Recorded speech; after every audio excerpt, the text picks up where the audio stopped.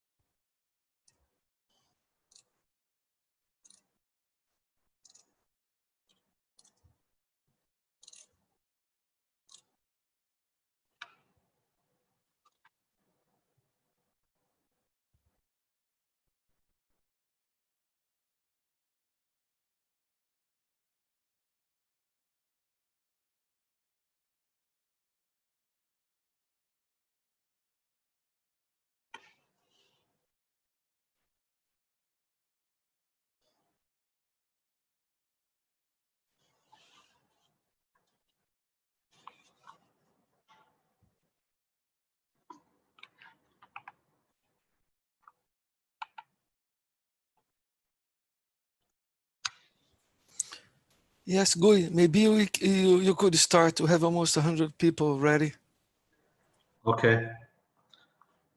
Well, good afternoon, everybody. My name is Gui Menezes. I'm a marine biologist by profession and research at the University of the Azores. And now I'm acting as a regional secretary for the Sea, Science and Technology in the government of the Azores. It is a great pleasure that I accept the invitation to moderate this webinar, whose theme is very suggestive, from deep sea to space, which we hope will be pleasing and inspiring for all who are watching and listening to us. This is an organization of the Air Center, whose headquarters are in the Azores and powered by United by the Sea. First of all, I would like to thank our speakers for accepting the invitation to share with us their knowledge, their experiences, and for inspiring us for the future that we certainly hope for better and more advanced. It is an honor for me to be able to attend your lectures and your visionary ideas. Moving on to the presentations today, we are going to meet Fabien Cousteau, Monsieur Jacques Rougerie, and Peter Weiss. I will briefly explain how this will happen. We will have presentations of about 30 minutes from each of one, and followed by about 20 minutes of debate or answers and questions. And finally, a brief time for final remarks.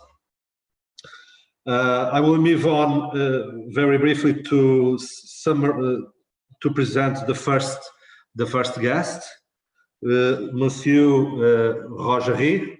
Good afternoon. Thank you for coming. Monsieur Jacques Rougerie is international renowned visionary architect, academician, member of the Institut de France, experience in projects on biomimetic, bio-inspired architecture.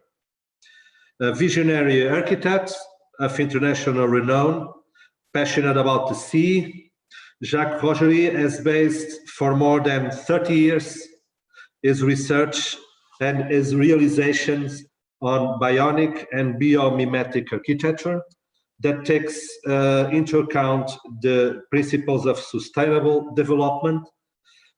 His perspective, vision, and his interest in new technologies allow him to propose a better integration of the habitat in its natural environment, in particular the littoral and marine ones. Thus, he draws his inspiration from Leonardo da Vinci and his faith in the genius of human spirit. He combines hence his two passions, the sea and architecture. He built sea centers, underwater museums, habitats, and underwater laboratories, transparent vessels, and he managed major projects always linked to the marine environment. He thus leads his two passions, the sea and the architecture, experiment himself with his achievements as a true explorer of the underwater world. Experiment his own achievements as a true explorer of the underwater world. He went to live several times in underwater habitats and participate in the 69-day world record under the sea in the United States. His latest projects, Sea Orbiter and the City of Marians, bring together more than 30 years of innovative research in the fields of marine and underwater architecture. They have always been inspired by the writings of Jules Verne. Member of the Institute Academic of Fine Arts, He created the Jacques Rougerie Foundation, Space and Sea Generation, within the Institut de France. Through its annual international architecture competition, the foundation encouraged young international people to design the habitats and lifestyles of the future. Dear Jacques Rougerie, the stage is yours.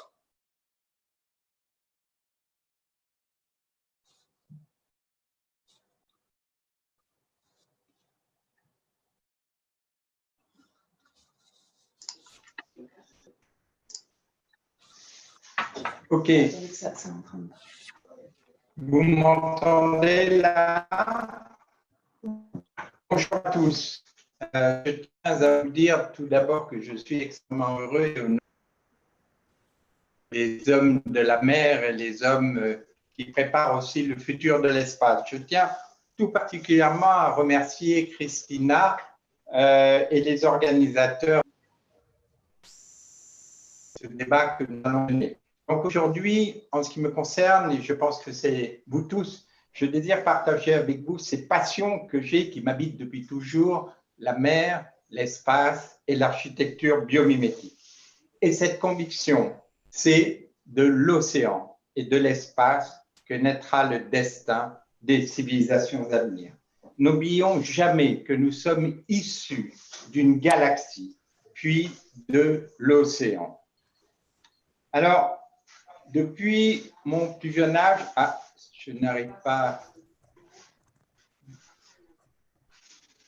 Depuis mon plus l'espace et c'est l'océan qui m'a empreint de champ des bacs pour mieux donner corps à mes. J'étais en Afrique sur cette plage lointaine, bercée par le vent et la houle du large. Mais surtout, j'ai été captivé par les préparatifs du grand-père de Fabien qui m'a fasciné, le commandant Cousteau, qui mettait au point le premier habitat au monde sous-marin Diogène. Je rêvais de devenir donc du coup explorateur et de relever les défis humains sous la mer, mais c'est ainsi aussi que une deuxième passion est apparue, celle du monde de l'espace. En même temps que Cousteau réalisait les maisons sous-marines, Gagarine partait dans l'espace. Ces deux aventures océaniques ont ouvert les portes d'un futur que nous sommes en train de vivre. Jules Verne l'avait pressenti, mais Jules Verne disait que ces deux aventures, il y a à peine 100 ans, Jules Verne, il disait que ces deux aventures allaient peut-être voir le jour dans 1000 ans, 1000 ans. Et il a fallu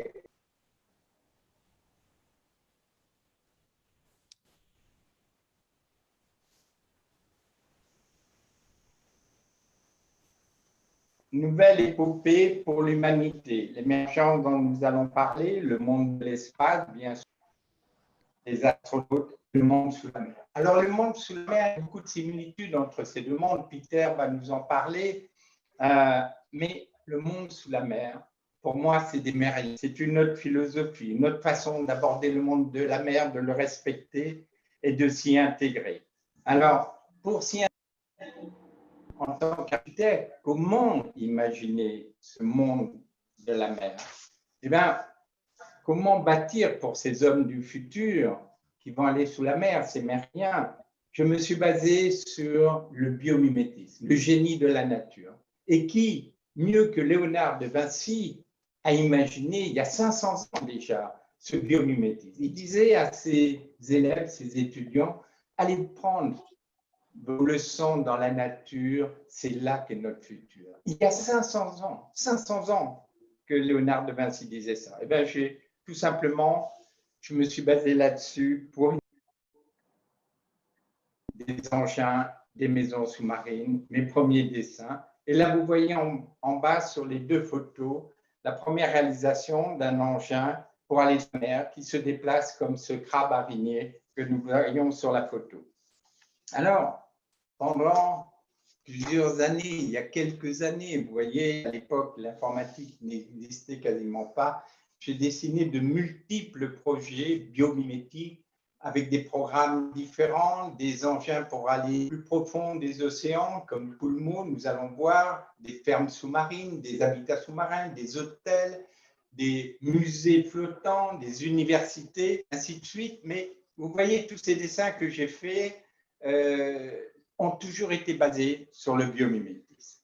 Alors, un des premiers projets qui rassemblait ces deux aventures humaines entre le monde de l'espace, les astronautes, et le monde sous-marin, c'est avec la NASA, en 1973, déjà, il y a si longtemps, le premier village sur la mer qu'on avait imaginé au large des îles Vierges, donc pour l'entraînement des astronautes et des aquanautes, des mériens. Ce village était à moins 35 mètres, exactement où il y avait tous les programmes d'habitat sous la mer tactile hydrolable, donc à Saint-Thomas, c'était au large de Saint-Thomas.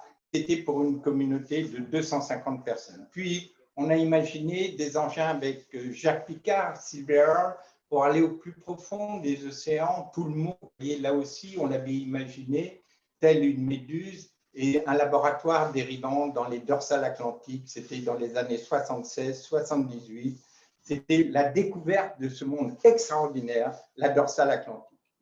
Mais vous pouvez me dire que tout ce que je viens de vous présenter, ce sont des rêves d'architecte. Oui, bien sûr, je l'assume très bien, ce sont des rêves. Je suis un très grand rêveur, je vous l'ai dit, mais je suis un rêveur pragmatique. J'aime aller au bout de mes rêves, les réaliser. Voilà un exemple, Galatée, ma première maison sous-marine, comme vous voyez sur le dessin, mais construit, comme vous voyez la construction, et surtout expérimenté. Galatée a été ça a été une nouvelle génération d'habitats sous la mer. Bien sûr, Cousteau a réalisé Précontinent 1, 2 et 3, les Américains Tectail, Hydrolab et tant d'autres habitats, puisqu'il faut savoir qu'à l'époque, il y avait déjà plus de 30 habitats sous-marins à travers le monde qui avaient été expérimentés. Mais Galatée, c'était un habitat qui avait le minimum d'impact sous la mer. Alors, après Galatée, une très grande aventure, c'est l'aventure avec Henri Germain Delauze, donc Peter le sait, Henri Germain Delauze, le symbolique président de la COMEX, qui m'a permis de réaliser encore un autre de mes rêves. Avec la COMEX, on a immergé donc en 81 Hippocampe, une maison sous la mer, au large donc de Marseille. Et juste un clin d'œil, l'expérience, on l'a fait avec Bernard Gardette pendant l'hiver, et c'était au moment de Noël. Et on a dit avec Bernard et tous les ingénieurs, les plongeurs de la COMEX, et si on offrait un Noël sous la mer à des enfants, à leurs enfants. Et donc, on a amené, vous voyez sur la photo du bas, venir le jour de Noël, chercher dans leur cadeau. Et surtout, c'était un moment délicieux. Après Galatée, voilà. Après Galatée, nous avons expérimenté un autre habitat sous la mer, Océan Observer. Donc en océan Indien, c'était un habitat sous-marin qui avait un flotteur en surface et qui permettait donc une dérive. C'était mi-bateau, mi-sous-marin. Donc c'était pour la recherche de la biodiversité dans les grands courants océaniques. Malheureusement, il y a eu une série de tempêtes et heureusement, on est sorti à temps puisque l'ensemble a coulé par 4500 mètres de profondeur. Alors, des expériences beaucoup moins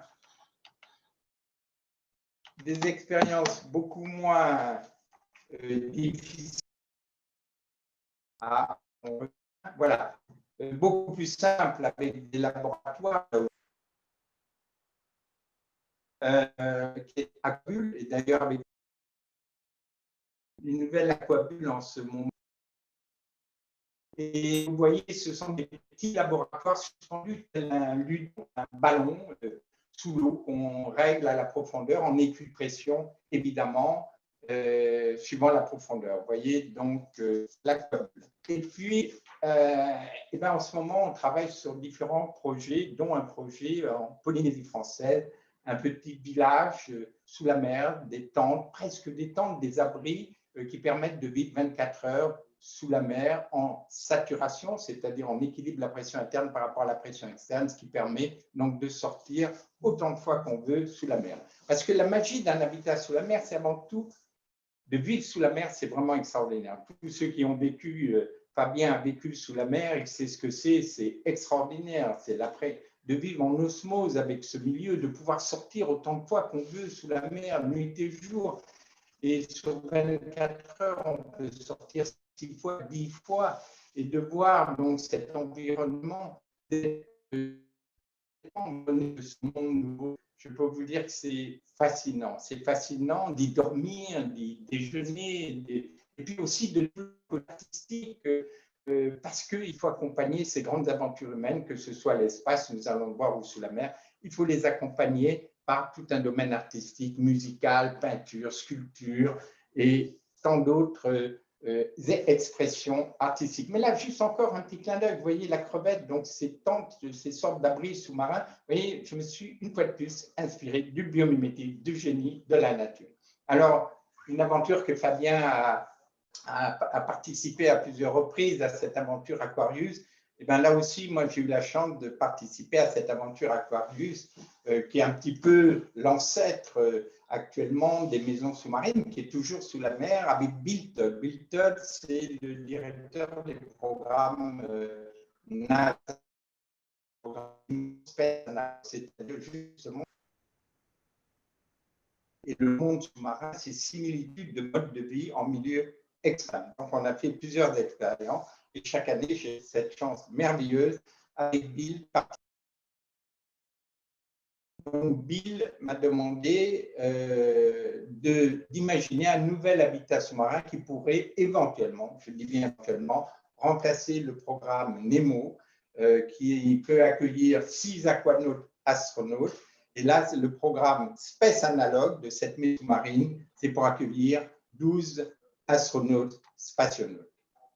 Alors, c'est sûr que pour mieux appréhender ce monde sous-marin, les comparaisons entre ces milieux extrêmes, eh bien, il faut le vivre soi-même. Et ça, ma passion, c'est de vivre mes rêves, de les vivre physiquement. Et j'ai eu cette chance merveilleuse, étant donné que j'ai pas mal d'amis astronautes, cosmonautes, à travers le monde, eh bien, ils m'ont amené faire un vol parabolique. Et je peux vous dire que alors là c'est absolument extraordinaire. Plonger, c'est extraordinaire, mais faire un vol parabolique en apesanteur, c'est complètement dingue. Je ne sais même pas si je suis déjà retourné sur Terre, si j'ai vraiment atterri, tellement ça m'a marqué, une émotion extrêmement forte. Alors, d'autres expériences que j'ai eu la chance de mener avec Jean-Loup Chrétien, qui est le premier astronaute français, là à bord de la navette, mais sur Terre, bien sûr, on faisait semblant d'être dans l'espace, avec Volodya Titov et Jean-Loup Chrétien dans un autre programme aux États-Unis. Alors, Volodya Titov, c'est le premier Russe qui a volé 1 an dans l'espace, le premier homme à avoir passé les 1 an dans l'espace. Ray Presley, qui a battu le record du monde à une époque, et moi-même, donc dans un habitat. Donc, vous voyez en bas sur la photo, ben, j'étais souvent avec Koblik, le French, parce que c'est important dans ces grandes aventures, que ce soit sur la terre, sur la mer, en équipage, donc ces aventures d'équipage, ben, il est important qu'il y ait des beaux moments de partage autour d'une bonne table, si c'est possible, évidemment, ou de côté artistique dont je parlais tout à l'heure. Alors là, on a fait une liaison, je n'ai pas le temps de vous en parler parce que le temps passe, mais avec Jean-Loup Chrétien, quand il était dans l'espace, moi, j'étais sous la mer. Voilà. Donc, je disais tout à l'heure que pour accompagner ces grandes aventures humaines dans l'espace et sous la mer, le monde artistique est essentiel. Là, vous avez en haut, vous avez Leonov, qui est le premier piéton de l'espace, qui était un peintre extraordinaire. Il m'a montré un tableau fabuleux à la Cité des Étoiles, qu'il n'a jamais pu reproduire sur Terre pour différentes raisons, qui seraient trop longues là aussi à expliquer. Jean Chrétien, vous voyez au milieu en haut, qui faisait de l'orgue dans la station Mir, c'est incroyable. Pendant que justement, moi, j'étais sous la mer, il me composait des musiques extraordinaires spatiales. Vous voyez une autre astronaute dans l'ISS avec une flûte et puis une guitare, et puis évidemment Thomas Pesquet avec son saxophone. Il n'y a pas longtemps. Et bien, sous la mer, c'est pareil. Sous la mer, il y a toute une chorégraphie. Il y a des musiciens comme Michel Rodolphi qui jouent de la musique sous l'eau. Vous avez aussi la partie de peinture, la partie sculpture. Et donc là, c'est tout un sujet fondamental pour les grandes aventures humaines. Alors, vous me direz qu'aller sous la mer, ce n'est pas la portée de tout le monde. Il faut être quand même lucide. Des engins semi-submersibles comme l'aquascope que vous voyez ici, qui permet à tout un chacun, mais surtout ça s'adressait aux enfants, de les amener sous la mer. Et j'ai eu la chance d'en réaliser une vingtaine à travers le monde. Voilà, mais un de mes rêves, en de plus, c'était d'aller voir les baleines en plein cœur de l'Atlantique. Et c'est pour ça que je me suis construit ce vaisseau un peu à la Jules Verne, un trimaran de 22 mètres de long. La coque centrale est complètement transparente, comme vous pouvez le voir sur la photo centrale du bas, et donc m'a permis de suivre la migration des baleines pendant toute la traversée. Un symbole encore fort, et j'ai fait avec l'Aquaspace plusieurs traversées de l'Atlantique pendant 7 ans. Voilà. Alors, le film va vous montrer un petit clin d'œil. Voilà.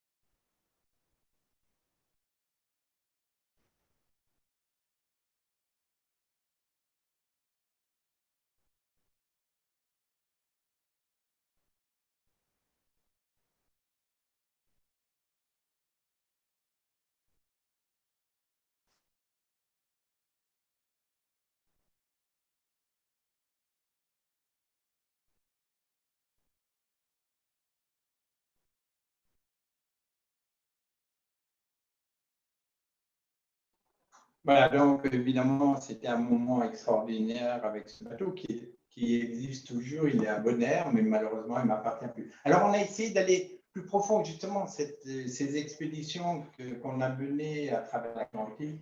On a imaginé, avec Jacques Picard, on a échangé CBR, de voir des engins de recherche, enfin des laboratoires, des sous-marins pouvant accueillir une vingtaine de personnes pouvant aller jusqu'à 6000 mètres de profondeur. Mais vous voyez, ce sous-marin basé sur des technologies actuelles, bien sûr, ce n'est pas de la science-fiction pure, Vous voyez toujours cette comparaison avec un animal.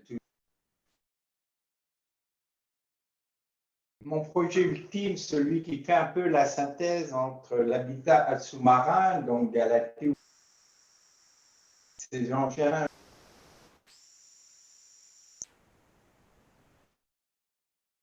C'est une base un peu comme l'essai de l'espace, une base pour les aquanautes, les mériens, pour dériver dans les grands courants océaniques pour observer évidemment tout ce qui est lié à la biodiversité, lié au climat, entre autres. Je vous propose donc de voir le film.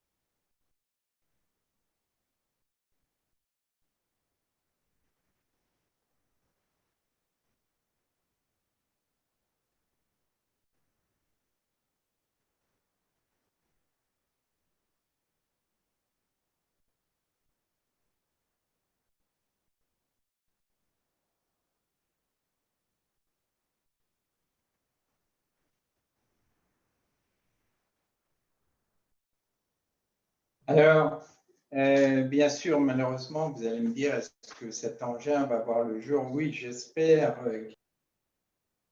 Je n'ai pas su pour l'instant, parce que dans tous ces projets de rêve, pour les réaliser, problèmes financiers, et on passe beaucoup plus de temps à faire la recherche du financement qu'à dessiner malheureusement.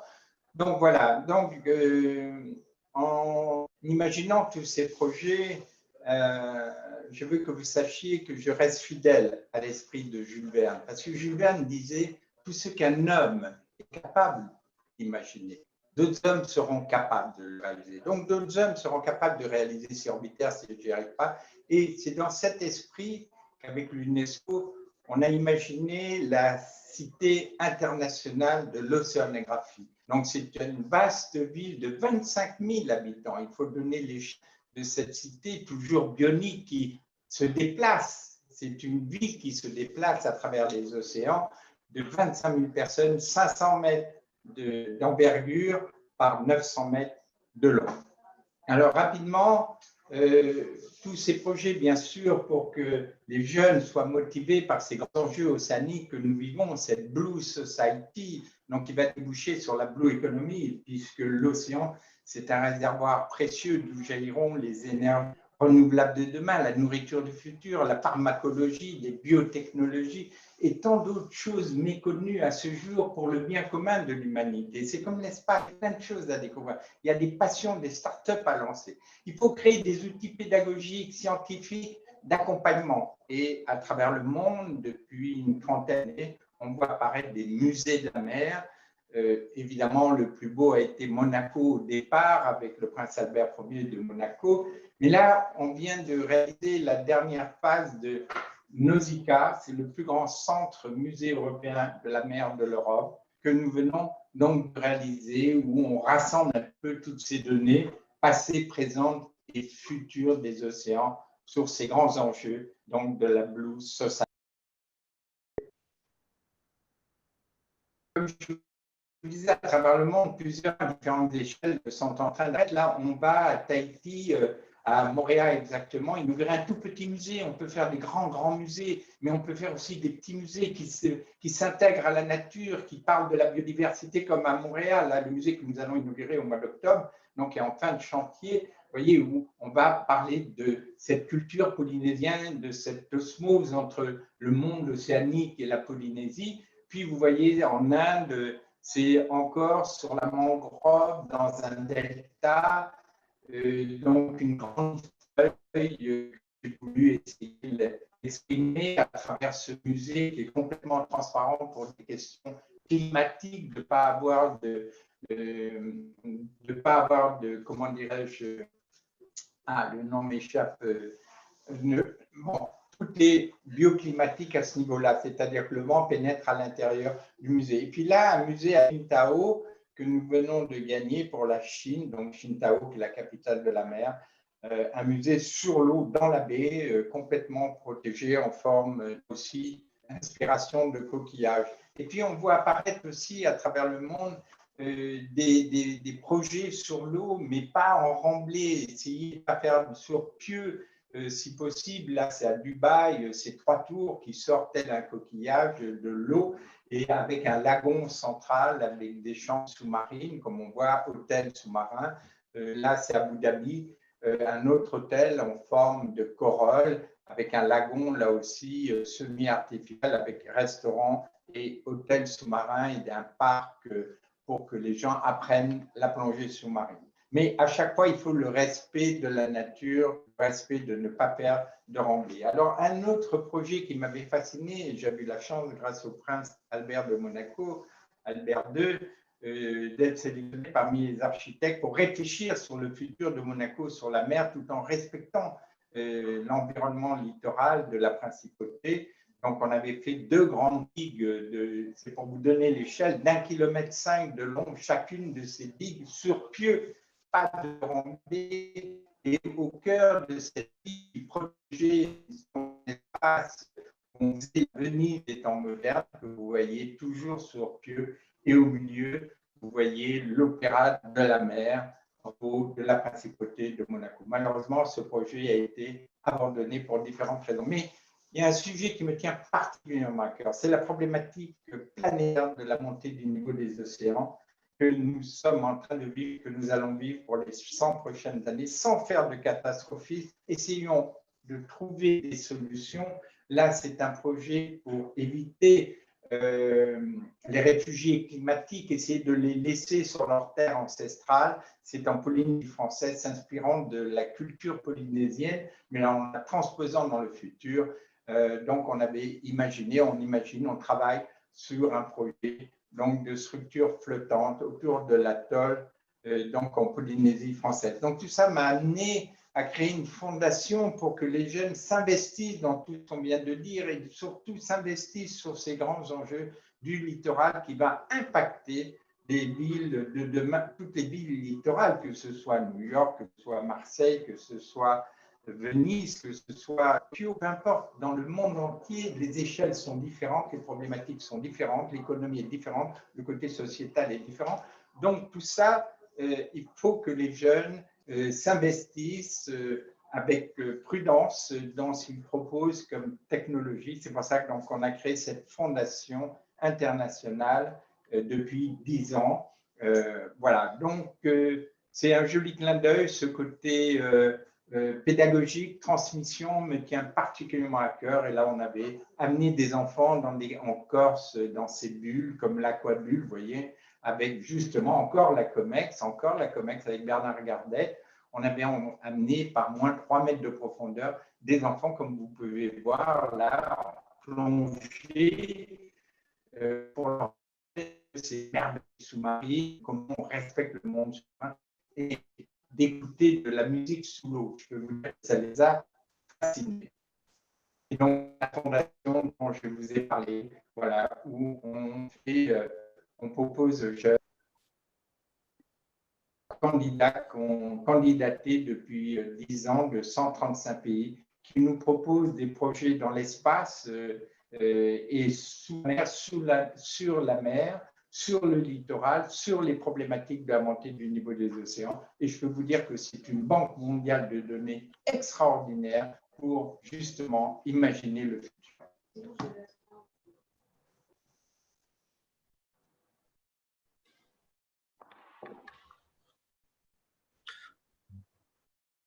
Jacques, 5 minutes. Est-ce qu'on peut montrer le film? On a 5 minutes. Il vous reste 5 minutes. On peut montrer les films de la fondation. Vous avez la parole.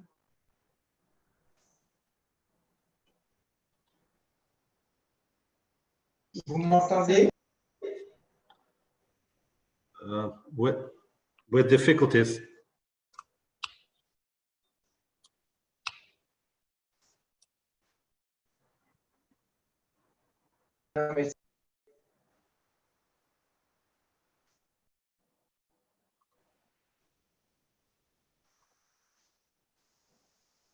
Well, it seems we have a problem with the sound.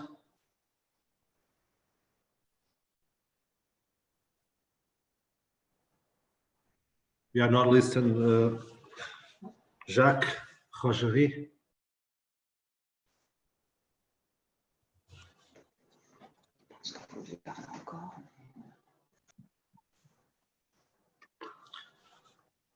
José, can we help us here? Yeah, there is not much that I can do from here. I hope Jacques, listen, if there is any problem with the video, I can post the video afterwards in the webpage of the event. Maybe we should, maybe you should introduce Peter. Oh, Jacques.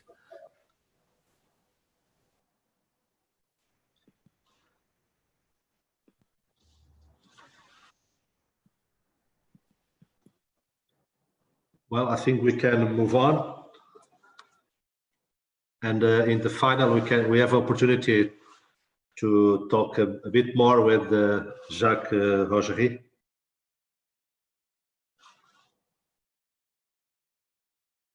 This is an amazing presentation, and thank you very much. And we have an opportunity in the end to make questions and to make comments on your ideas and our science fiction ideas. I will proceed with the next guest, Dr. Peter Weiss. Dr. Peter Weiss is director of the Space Innovation Department with experience in the field of space technology, subsea engineering, and renewable energies. Dr. Peter has more than 15 years of experience in the management of industrial and research projects in the field of deep sea and human exploration space projects. He was project manager of several projects for the European Commission, European Space Agency, ESA, Centre National d'études spatiales, ou CNES, or industrial clients, and technical coordinator of the European Commission, the 7th Framework Program, FP7, Project Moonwalk, and team leader for COMEX, or Compagnie Maritime d'Expertise. Peter earned a bachelor in German, in mechatronics, a master in robotics, and a PhD on kinetic impactor probes for the moon at Hong Kong Polytechnic University in China. Peter worked on a lightweight robot arm at the German Aerospace Center, on self-transforming robotic planetary explorers at the MIT, and as project manager for European Commission projects at Cybernetics in France. Hello, Peter. Thank you again for sharing with us your experience, your ideas. So you can start. Thank you. Thank you very much, Louis. I hope the audio is okay. Can you confirm that everything? You can yes, it's okay. Super. Okay. Yeah, thank you very much for the introduction. So I'm giving a presentation about comics and our projects in the space sector. Before starting with the space sector, I'd like to present a little bit comics itself. So we are coming from the maritime sector. Actually, it's a company that was founded in '61 by Henri Germain Deleuze, and it started with professional diving. So it was a diving company at the beginning. We were working on saturation diving system, offshore diving system for the oil and gas industry mainly. So we have here some pictures that show a little bit, big steps of our history, if I can say. So as I said, we were working mainly in the professional diving sector. You see here on the third picture, we still hold the simulated diving record to 701 meter in hyperbaric pressure. With the three gentlemen here having said that the gentleman on the left is the one who went to 701 meter. And to our knowledge, we also hold the record in open sea to 534 meter. So the first one was simulated in a pressure chamber, the second one in open sea. That was history. What is inspiring us, what is our passion is the development of technologies for human and robotic intervention in extreme environments. Just to show, I hope you can see the last picture on the right side. That's a subsea mining system. That's a project which is a little bit more recent that we did with Technip and Naval for the recovery of minerals in 3,000 meters depth. We are located in Marseille, southern France. Here you see a picture of our site. So we have quite a variety of different facilities here. I won't go into details. We have pressure chambers, we have a hyperbaric experimental center, we have pools where we can try systems and test them before they go to sea. One of our biggest pressure chambers is the one on the right side, the C4000. That is a almost 2.5 meter diameter pressure chamber that can go to 400 bar. So our expertise is clearly related to everything related to pressure and the development of machines under pressure. One example that you see on the left side here is a testing machine for Rolex watches. I'm not sure if you can see that correctly, but it's actually a machine that's loading the watches into the pressure chamber, then the pressure chamber is closing, and then they are tested to 600 bar. So when you are in 6,000 meters depth, your Rolex is still working. Here's another example of another machine that we developed for a client for 3,000 bar and also quite high temperatures. So that's the kind of expertise that we bring in. We know how to develop special machines for pressure. And I also wanted to mention these habitats. I mean, Jacques already presented them very nicely, where we work together. We have a long history with Jacques Rougerie. And here I just want to show the two of the examples that you have already seen, Hippocamp and Aquabull, that was tested actually quite recently here again in COMEX. So I hope these projects will go further. I hope you can see the pictures, and I'm not sure about that. We do also tests in the other direction, hypobaric tests. So for aerospace industry, we can do these tests also with humans in the loop. So the pictures that you see here are tests of equipment like mask that a colleague of mine is wearing here. Or in the middle, we have a hypobaric flight simulator. It's like a flight simulator that you might have at home, but we can reduce the pressure inside the chamber in order to train crew for specific phenomena in altitude. All these tests are obviously followed by a medical team. We have a link with an association called IMAREX. You can maybe read it a little bit on the back of the gentleman on photo of the left. So these tests are obviously very much controlled medically. And on the very right side, again, I hope you see the photograph, is the test of a stratospheric suit, because we're also starting to do stratospheric development. I'll come back to that later. So now making the link, how it comes that we are active in the space sector. The link is actually quite simple. Underwater, you can very nicely simulate weightlessness, and you can train astronauts. Jacques already made reference to that. NASA is doing things like that. The Russians are doing the same.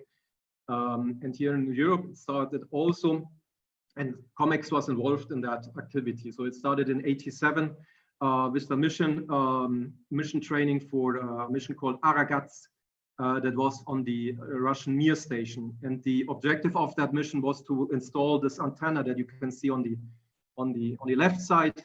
So the astronauts had to go out of Mir station, install the antenna, this box that you can see here on the photos, and then normally the antenna deploys itself. And they trained this operation, this EVA, extravehicular activity, underwater in our pools. The photos that you see are here in Marseille in our testing pool. The mission flew with the Russian and French astronauts, and as far as I know, the antenna didn't deploy as nicely. That was the story that the astronaut had, or the cosmonaut had to kick with the foot the antenna, and then it deployed.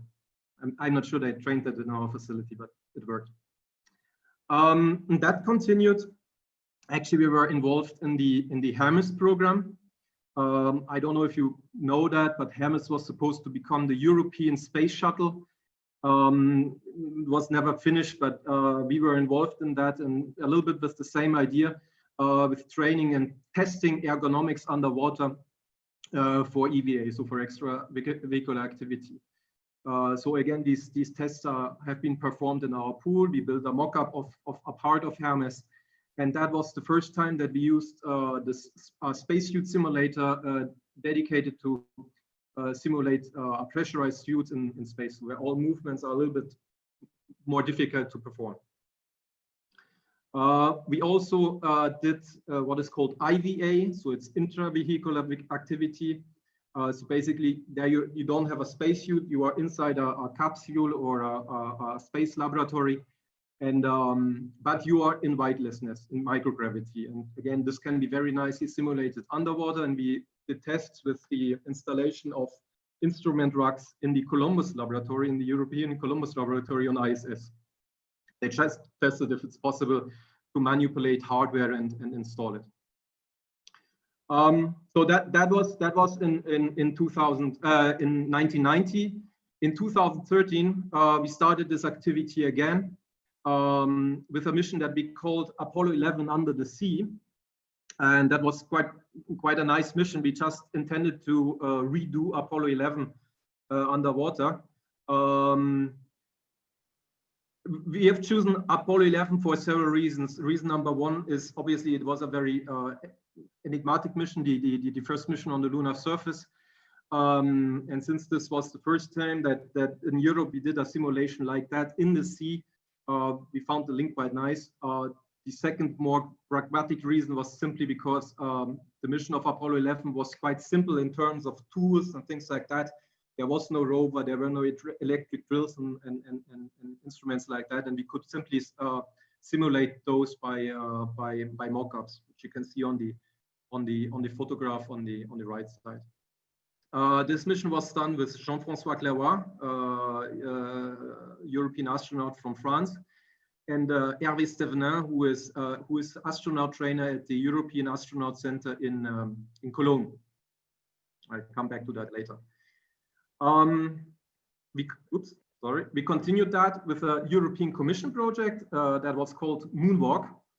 And actually, this project had as objective to develop and test different means of an astronaut cooperating with a robot.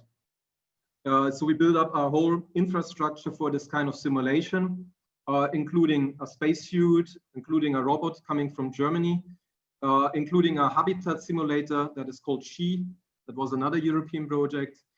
We had sampling tools from our colleagues in Austria. There was a mission control center in Brussels that was in contact with the astronaut. And at some time there was even a link to NASA, which was an associated partner to the project. And we also tested things like you can see here on the bottom, which we call an EVA information system. That's basically a system where astronauts can report their mission and samples and things like that. So we did a first simulation on Mars, let's say, in Spain, in Rio Tinto, which is a site where NASA and European Space Agency are testing equipment. And we did exactly the same thing underwater in Marseille. And underwater, we played a lunar mission in lunar gravity. So the same robot, the same astronaut, if you want. We couldn't use the habitat because it was not built to be used underwater. So we used one of our ships, the Minibex, but all the other elements were exactly the same. And again, we had a link directly with the astronaut underwater to our control center in Brussels at some time to use them. These projects then continued like that with a project for the European Space Agency, which was called Moondive. And the idea was to develop training tools for astronaut training in the neutral buoyancy facility in Cologne, in the EAC, the European Astronaut Center in Cologne. You might have seen the pool at the beginning. That's where the European astronauts are training for their missions. And we came up with different concepts where we could simulate lunar missions in this pool. As you might see in the title, it was not only targeting the moon, it was also targeting asteroids. At the time in 2015, there was also plans going to an asteroid. So we came up with different mission concepts and equipment and tested some of that already in the pool in Cologne.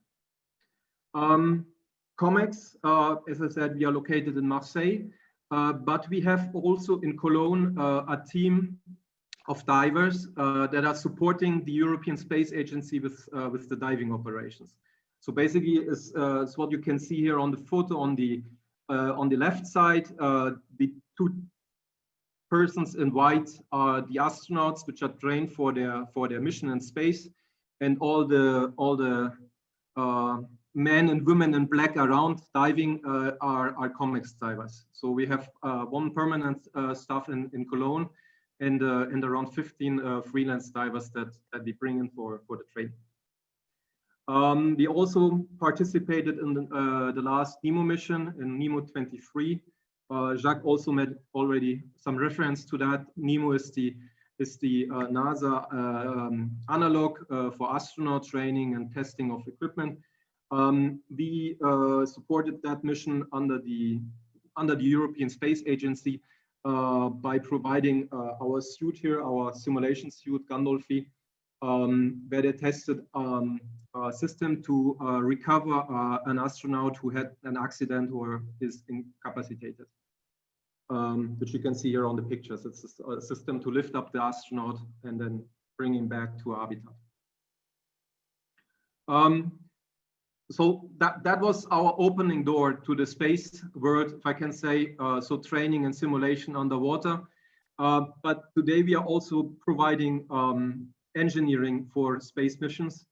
As Gui already presented, I'm a little bit a child of both worlds. I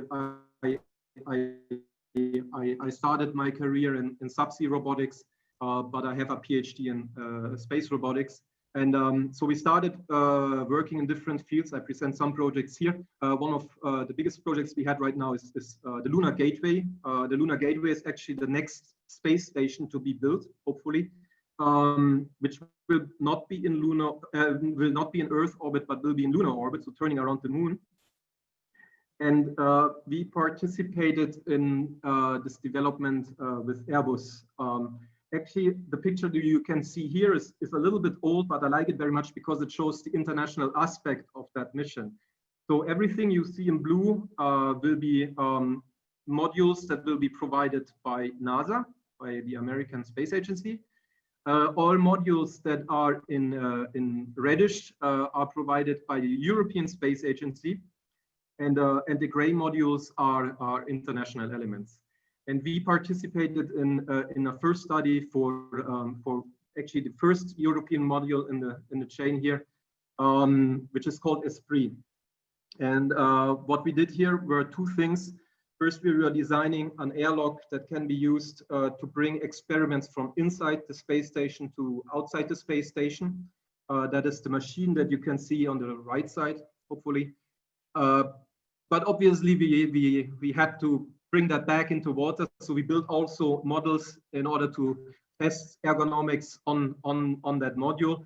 And you can see two of them here. So in the lower side here is the IVA module. So the inside station where the astronaut has to install an instrument inside this airlock. And then here on the other two pictures is the EV module. That is where astronauts can train how to go out of the station and walk around, spacewalk around this module. By the way, that photo was taken also in the European Astronaut Center in Cologne. We continue with that. Actually, we also are involved today in the development of the second module, which is called the second European module, which is called iHub. Here we work for Liquifar under Thales Alenia Space Italy and ESA. I can not show you much more than only that picture. That project just started, and obviously things are confidential. But we are very proud to contribute to this project too, of course. We have also other projects for European Space Agency, like this one here, the project PAXTEX, which is working on materials for future spacesuits. So we do not intend to rebuild a spacesuit like which is used now in ISS, for example. We are concentrating on the aspect of building a lunar spacesuit, so the aspect of the dust, for example.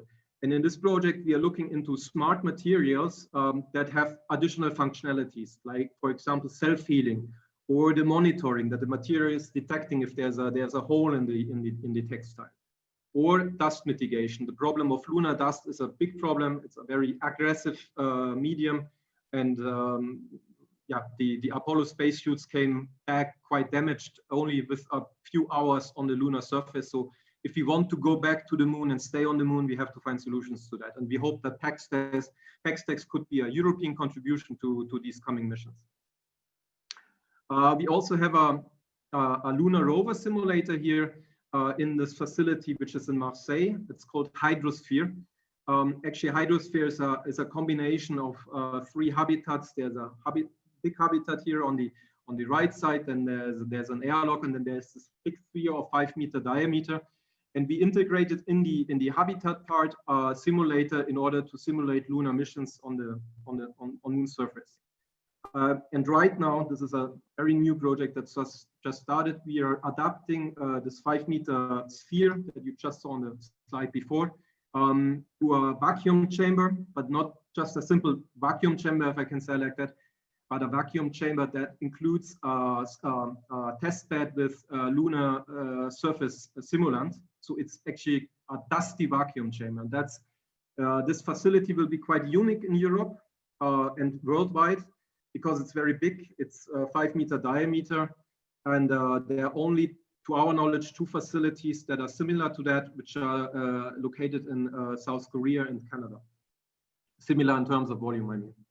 And inside something like that, many things can be tested, like astronaut spacesuits, robotics, sampling system, or a system for in situ research source utilization. I will conclude my presentation. It's called From the Sea to the Space, with something that we started also some years ago now, stratospheric missions.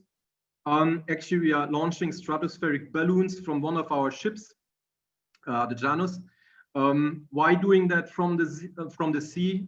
It has several advantages. First of all, the ship can go in the same direction like the wind, so we reduce the effect of the wind on the balloon. And these balloons, you can see it a little bit on the picture, are quite fragile. So if they fall down, if I can say, and get scratched, they are broken. So by launching it from sea, we can make sure that the ship is going in the same direction and speed as the wind. And the second advantage is launching something from sea has the advantage that, well, if ever something doesn't work out and the thing comes down, it will fall in the sea. It will not fall on a highway or a school or something like that. So in terms of assurance, that's quite a nice advantage. And I conclude my my presentation with that little video. I would like to explain that video right away concerning the flags. This is absolutely not some kind of political message, but we worked on that mission with our Spanish partner, Zero to Infinity in Barcelona. And actually we said, okay, it's a mission between Barcelona and Marseille, 2 cities on the sea. So we'd like to emphasize that a little bit. So we said, okay, why not putting the flag of each city? So we put the flag of Marseille, which is the blue cross, onto that. It's not the Finnish flag or something like that. And we asked our colleagues from Barcelona to bring the flag from Barcelona. So they came up with that flag. And I must say that was just some weeks before things were getting a little bit more hot in Barcelona in terms of politics. But again, there's absolutely no political message behind. By the way, what you see here is the platform that we launched in around 20 kilometers altitude. So it started from the sea, it went up to stratosphere 20 kilometers, and that is the view that you have in 20 kilometers. And right now we are working on possibilities potentially to bring, you cannot call them astronauts, but stratonauts to stratosphere for missions, for testing equipment, and for tourism, just to enjoy the view. Also, maybe a little explanation concerning the church that you have in the middle. That was also quite a funny story, because we thought, okay, what can we had no idea. It was a test mission, it was a test flight, so we had no idea what we can bring in there. So we were in contact with the city of Marseille in order to ask if they have something they would like to bring into stratosphere, into near space. And we had long discussions that went on for months and months. And I don't know for what reason that didn't come up with something, and that ended up that a colleague of mine and myself, we did some kind of pilgrimage to a tourist shop in Notre Dame de la Garde, the symbol of Marseille. And we just bought this little church here and flew it on our platform as symbol of Marseille. The video will go on maybe for some seconds, because the thing is obviously coming back. So we are recovering that, otherwise we wouldn't see the video. By the way, if you don't hear any sound by the videos, it's normal. There's no sound, there's no music, there's nothing.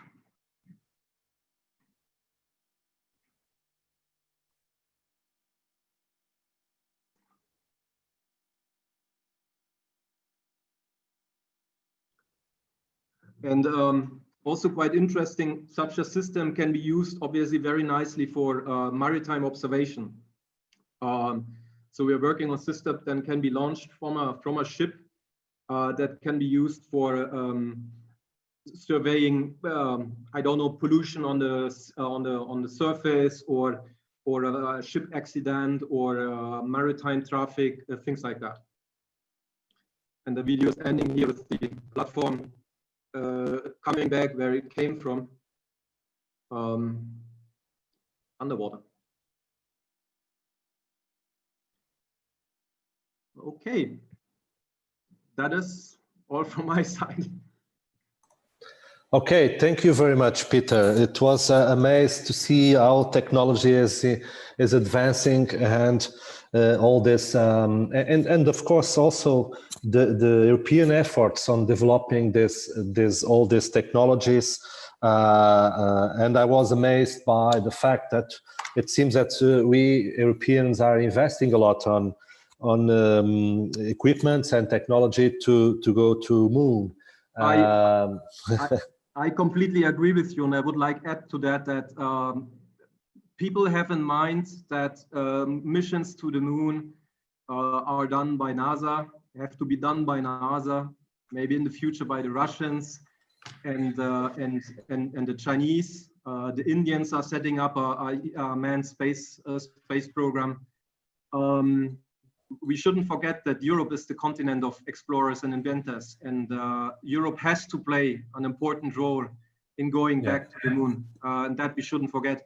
And something that can be done by a startup in the US, by SpaceX launching astronauts to the space station, I think a continent should be able to perform the same.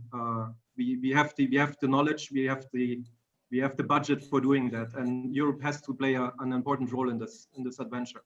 It's very important adventure because it's extremely inspiring for the future, for future generations. I completely agree with you. It's very inspiring for new generations, and I imagine that it's very important also to the technological development and the impacts it can have on other areas of economy, for example, in Europe. Yep. Well, again, it was very interesting to see how the sea and space exploration can benefit mutually from each other. In terms of technology development, we see from Jacques Rougerie, and from your presentation, we see that these two areas, these two, I don't know, ecosystems, let's say this, can benefit from each other. Well, we will pass on to the next presentation. I have the pleasure to present Fabien Cousteau.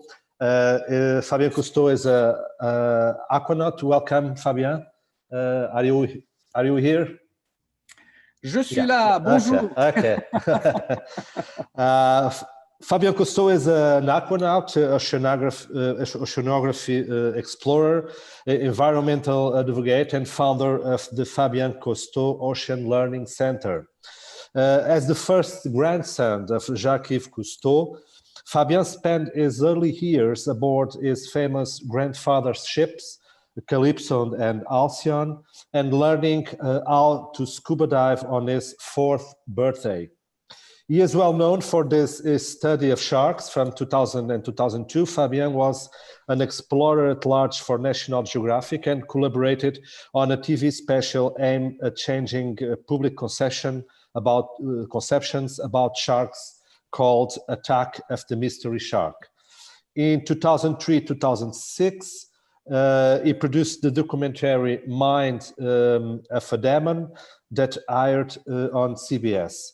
With the help of a large crew, Fabien created a 14-foot and 1,200-pound lifelike shark submarine called Troy that enabled him to immerse himself inside the shark world, providing viewers with a rare view of the mysterious and often misunderstood creatures. For the next 4 years, 2006-2010, Fabien was part of a multiple-hour series for PBS called Ocean Adventures with his father, Jean-Michel Cousteau, and sister Céline, inspired by his grandfather's famous 1978 PBS series, The Cousteau Odyssey. In the following years, and as a member of multiple cause-driven and charitable boards, Fabien has been working with local communities and children worldwide to help restore local water ecosystems. In June 2014, Fabien and his team of aquanauts embarked on Mission 31, the longest science expedition to take place at Aquarius, the world's only underwater marine laboratory located in Florida. Fabien's Mission 31 broke new ground in ocean exploration and honored the 5th anniversary of his grandfather's original underwater living experiment, Conch Shelf 2, by going deeper, longer, and further, while broadcasting the mission live on multiple channels, educating and exposing the world to the adventure and mystic of our blue planet. Earlier in 2016, he founded the Fabien Cousteau Ocean Learning Center to fulfill his dream of creating a vehicle to make a positive change on the world. Currently, he is working on multiple projects and dedicates much of his time to this Fabien Cousteau Ocean Learning Center, marine restoration programs and research initiatives to protect and preserve the planet's water, coastal areas, and endangered marine habitats. Recently, Fabien has named an honorary advisor to the NGO Committee Sustainable Development, whose purpose is to monitor and influence the implementation of the UN Sustainable Development Goals. Before we start, I must tell you that when I'm young, I was always in front of TV to see the programs of your grandfather, and that inspired me a lot to be a biologist and a researcher, which what I'm today, and I was fascinated with those programs. The stage is yours. Thank you for coming and for accept our invitation. Merci, professeur Ménez. Merci à tout le monde. Thank you, everyone. Ça fait grand plaisir d'être entre vous. C'est un honneur. Pour la facilité de la traduction, pour ceux qui ne sont pas français, je vais commencer à parler en anglais. Et voilà, on va commencer comme ça. Thank you, Professor. Thank you, everyone. Thank you, Jose from Air Center. Jacques, Rougerie, and Peter are huge inspirations to me, pioneers in their own realm, and something that just validates the mission that we all have of exploration. I also want to thank Christina, who's kind of semi-invisible here, who, if we could only plug in her energy to the world's power grid, we would have our solution to sustainable energy. So thank you, Christina, for your behind-the-scenes efforts here. And of course, to my team, I know I see Deborah's on here, but as everyone knows, for making the impossible possible, you need a very strong crew, a very strong team, and I can't thank them enough. Lastly, I want to thank all of you, the audience, for taking time out of your busy day to be with us today so that we can share some of our stories and our exploits. So with this, hopefully it will be as entertaining as the previous two speakers. And I will share my screen now. Let's see if it works. There we go. And technology is fantastic when it starts working properly. So let's see. There we go. Sorry, I had my too many screens on at once. So here we go. So as you introduced, I'm involved in a number of things, some crazy projects, some projects based in very fundamental things. The Ocean Learning Center was one of the later endeavors. It's a nonprofit platform that allows us to explore to protect. It is a platform that encompasses various programs that hope to inspire young and young at heart in different communities around the world to pay attention to this beautiful, unique oasis in space. More specifically, what's below the blue veneer, which is something that we often, too often, are disconnected with as air breathers, as the land dwellers. And it comes from something that my grandfather used to tell me when I was a child, which is people protect what they love what they understand, and they understand what they're taught. And so with that in mind, it was the philosophy and inspiration that helped create this platform. And as I mentioned, there are several different projects going on under that umbrella, from mangrove restoration, which is of vital importance to tropical and subtropical environments and communities as a storm barrier, but also as a nursery and as a vital carbon sink in various parts of the world. It's a beautiful place to go snorkeling for those of you who haven't done so yet. It's a microcosm of what's out there in the sea, just in a smaller format, lots of babies, lots of really interesting interaction, and just a neat time. Also, we have women empowerment projects that are linked to sea turtle restoration, such as the one in Nicaragua, where we employ and engage communities of at-risk single parents, mostly women, who can then provide for their families, all while performing the vital necessities of protecting and restoring sea turtle populations, all while getting retrained into alternate sources of income so that we don't become the crutch, we become the conduit to solutions that will benefit them long term. Additionally to this, of course, we have the beach cleanups and such. But one of the highlights of those programs that are in the field for the public engagement is the coral restoration program, one of which we will be implementing in Curacao shortly, as soon as the COVID travel restrictions are lifted. And there we use 3D printing technologies, which we've hacked some of the hardware and are able to 3D print coral reef to aid in the restoration of coral reef systems underwater. And it's a much longer monologue than I need to expand on today, but it does give us the ability to engage those who are not necessarily interested or even thought of as curious to ocean-based marine biology, but to get them engaged through the technological aspects and sneak in that marine sciences through the back door so that we can impassion them into understanding that aquatic ecosystem we call ocean, and in general, the water systems around the world, is a circulatory system and life support system that we all depend on, and we need to better understand to make those better decisions.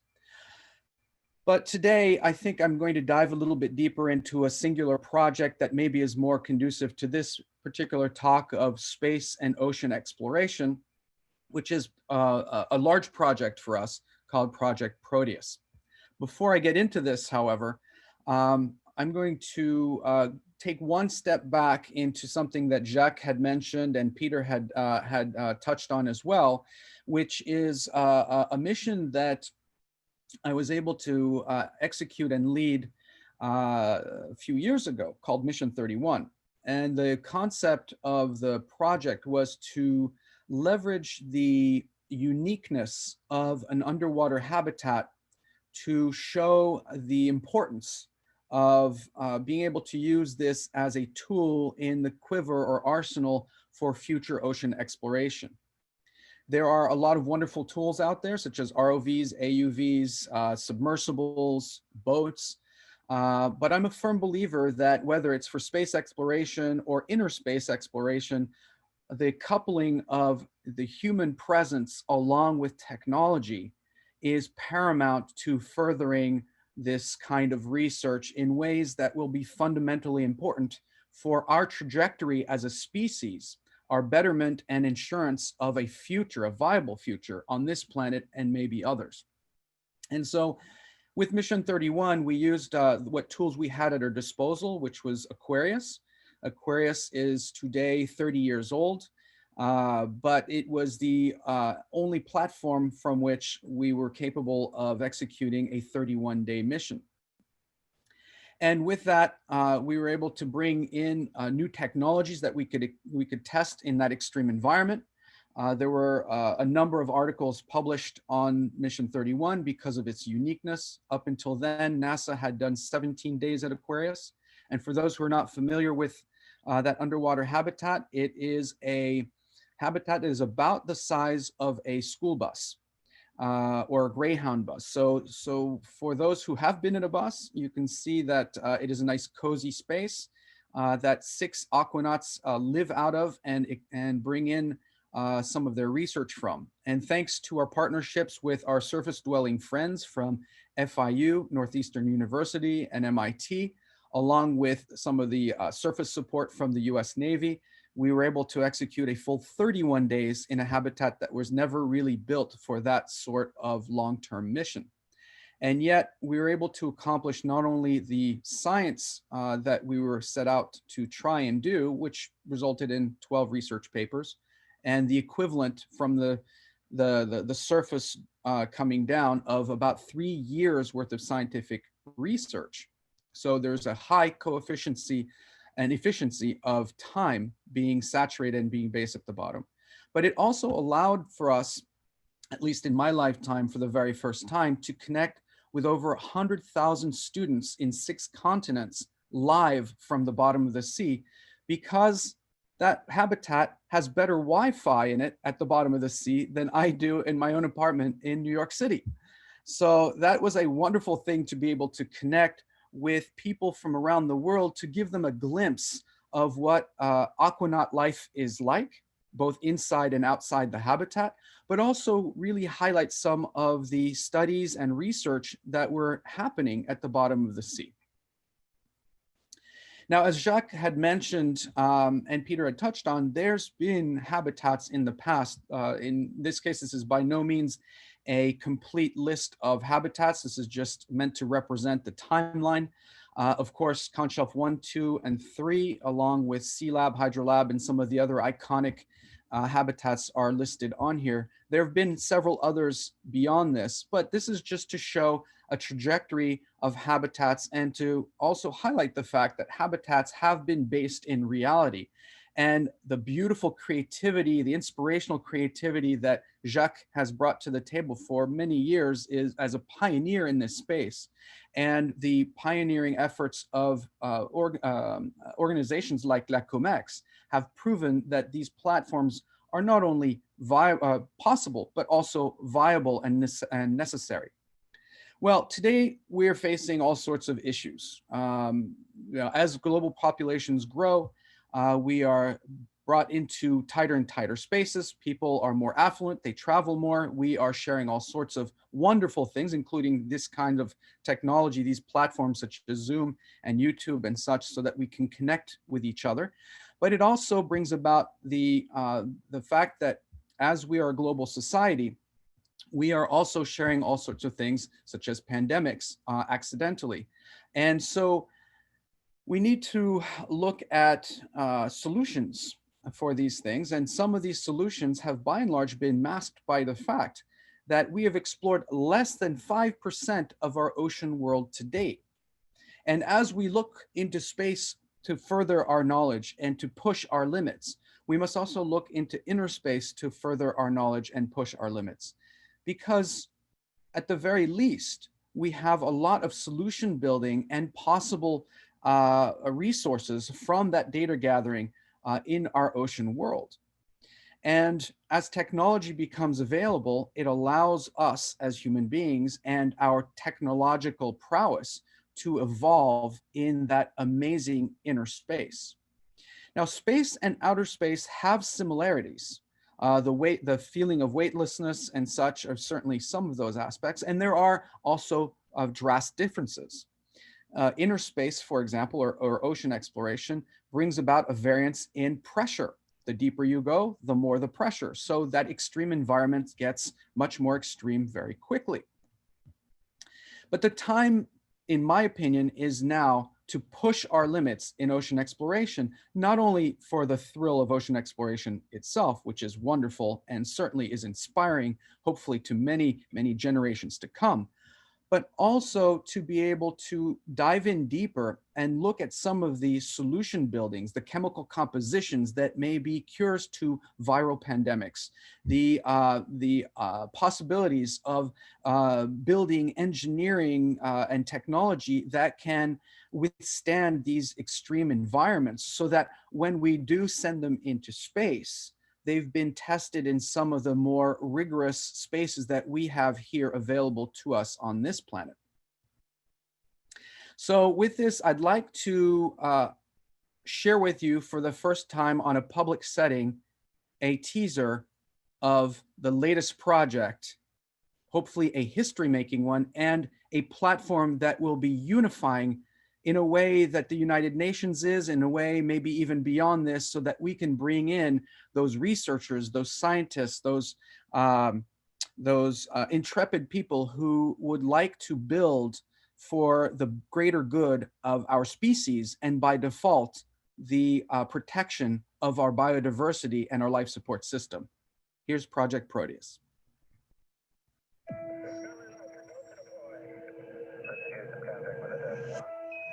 Before it was reality, the moon landing was just a dream. Wide-eyed idea that hardly anyone thought could come true. Until it did. There was plenty of room for doubt along the way. Where we are strong and where we are not. But when a dream is audacious enough, We choose to go to the moon. nothing can vanquish it. 50 years later, we're embarking on the next great mission, led by aquanaut Fabien Cousteau. A mission so daunting, it has forced many explorers to stand down. Inspired by their attempts, these brave men and women are picking up the torch. Meet the aquanauts, who dream to live and work deep below the ocean's surface.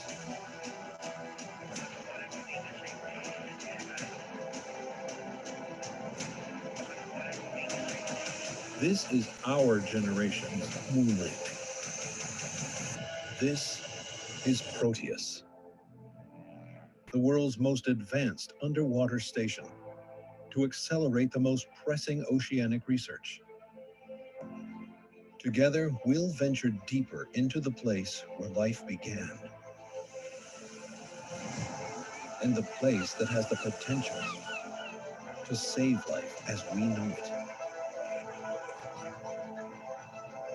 Because the research and knowledge that we will uncover down here will forever change the way generations of humans live up here.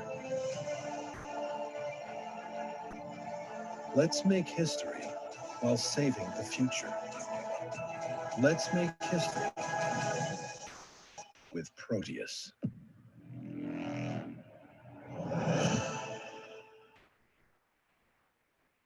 So that's a very small glimpse into Project Proteus. Project Proteus is a platform that means to build on the pioneering efforts of yesterday and address the shortcomings and limitations that they were facing. And with that said, today's engineering prowess and the consciousness of the fact that we know so very little about our little planet, our life support system, especially below the blue veneer, it stands to reason that we would benefit greatly in our future trajectory as a species to be able to have a better finger on the pulse of our ocean health. And with that, it also stands to reason that it would be an ideal platform, as Peter has highlighted, to be able to train our future outer space explorers and colonists in a space that may be conducive to an anecdote of that sort, as well as test some of these technologies, which LACOMEX obviously is very advanced in. It's also a platform that will offer things that simply haven't been afforded in the past. long-term deployment, not days and weeks, but weeks, months, and maybe even longer. And beyond this, a space that is conducive to those long-term deployments and that advanced research to be done on site instead of having to send those samples back to the surface, where because of the temperature variations, the pressure differentials, and of the trajectory and long-term nature of storage, those samples could be corrupted and data would be lost. So that we can better address things like pandemics in much more real time. Of course, this needs to be a platform that is offered to the European Space Union or NASA, to research institutions in different parts of the world, to individuals who may otherwise never get a chance to use such a tool, but could greatly benefit in their research. This truly needs to be a unifying platform, not only for those who can afford it, but those who absolutely must use it for the greater good. Luckily, I have to say that we have been blessed in our endeavors. The first of the Proteus structures will be based in Curacao. That's our favorite jurisdiction, which of course is related to the European Union as a Dutch protectorate. But beyond this, we look forward to having a network of Proteus type structures in different parts of the world so that we can have a network that can share the data in real time in various parts of the world to better mitigate things like storm surges, so that we can look forward to not only being more economically beneficial to our different countries, but also to save lives. And that's very important. And when we look at the studies that can be done from Proteus and structures like Proteus, we can look at data arrays, probes, and ROVs and submersibles that can be launched from those platforms that can complement the aquanauts who will be doing research on site from, say, 20 meters down to maximum ocean depth for human beings and beyond with our technology, so that we can not only maintain all those different engineering tools, but also have real-time interaction and analysis to better accelerate all that research. The co-efficiency of time is not to be underestimated. As we launch things like Rev Ocean, which is a 500 million euro platform to do oceanic research, an amazing platform in of itself, or OceanX to better connect people, we have to remember that what we're sorely missing is the human being at the bottom to be able to interact more in more efficient time. As a saturation diver, an aquanaut allows for that at the bottom. It allows for not minutes and hours of diving from the surface or being segregated from the environment with ROVs, AUVs, and submersibles, but to be immersed in the environment, to dive 10 or 12 plus hours a day and really bring back that kind of experience. Discovering marine compounds is one of the aspects, just because it's a hot topic these days. We look at rainforests as some of the resources needed to bring back those chemical compositions to aid in cures for viral pandemics, to aid in cures for cancer, to aid in pain mitigators. As a matter of fact, I have a list right here of some of the ocean-based resources that address just that. Some are already approved, some are in phase 1, 2, and 3. And that is just a tiny fraction of what is actually out there, because we've explored that ocean world so very little, despite all the exploits of people like my grandfather and many, many other dedicated marine biologists and researchers who have spent their lives, dedicated their lives to that kind of research. If we could offer this kind of platform, it is one that I believe will give us yet another arrow in the quiver that will make us successful at being better balanced with our life support system. And as we look into the future for space colonization, and I am a big proponent and supporter of space exploration because I see a very real cohesive correlation between space and inner space exploration. sign me up if we get to explore the oceans of Mars. I will go there in an instant, but I only will go there if there's a return ticket because at the end of the day, this little unique oasis in space is such a beautiful, majestic planet that not only does it deserve to be protected and cherished and respected as such, but it is paramount to our species to be able to live with the planet rather than on it. And as a side note, I'd like to note that before you go into space, you have to become a scuba diver. So that's the fantastic way to be able to relate astronauts and oceanauts or aquanauts. So with this, we're looking at a timeline of about 3 years for development of Proteus and installation. And we're looking at some very interesting correlations of being self-sufficient in an enclosed environment, including growing some of our own food and being able to work off sustainable energy sources such as OTEC, ocean thermal energy conversion. One of the other aspects of Proteus that may be just as important is connecting the world with the beauty, majesty, and fragility of our ocean world. Up until now, we've been using and abusing our oceans as an endless resource and a garbage can. We're starting to become conscious of the fact as the repercussions are coming back to our shores and coming back and affecting our very own health as individuals. We need to get a better grip on what's going on in our ocean so that we as human beings can make better decisions for our survival on this planet. And most importantly, as a platform to inspire future oceanauts, future engineers, future dreamers and architects, future astronauts and marine biologists, this platform can serve an essential role in doing that for STEM and beyond.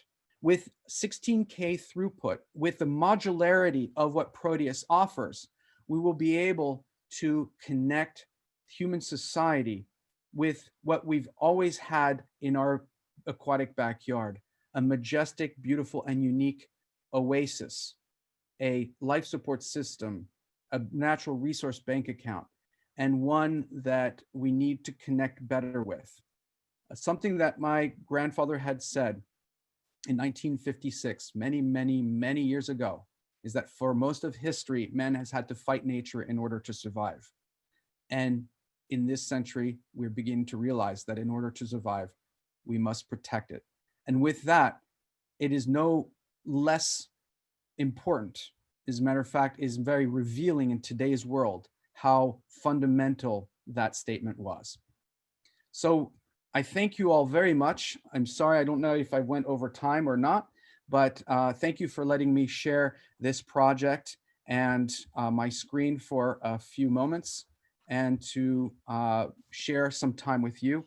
And I hope you all will support Project Proteus. I know that I look forward to our relationships, our partnerships with Jacques and with Peter, and of course with Air Center, and hopefully some of you out there will become future aquanauts.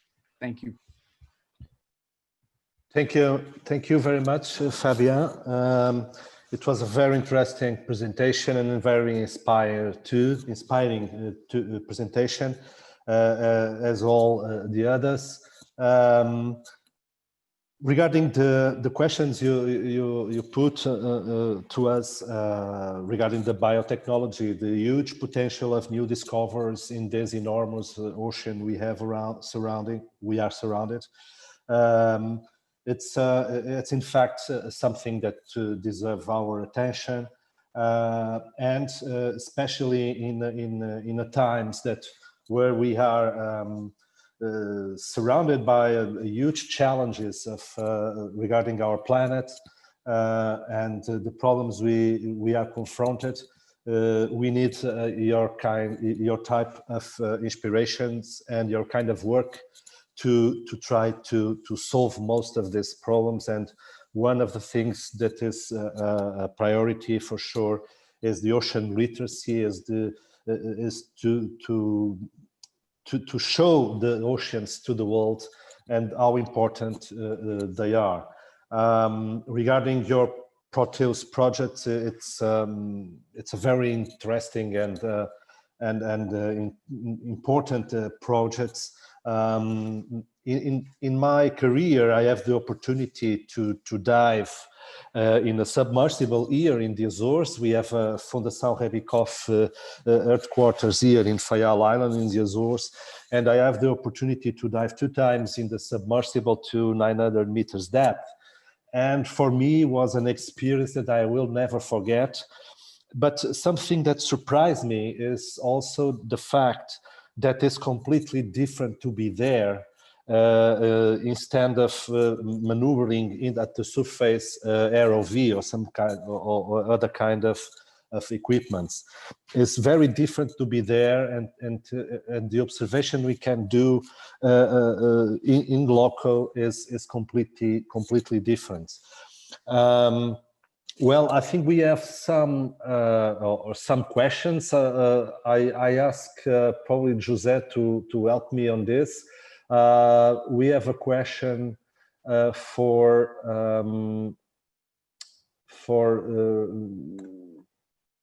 Mr. Rougerie, which is congratulations on your extraordinary journey.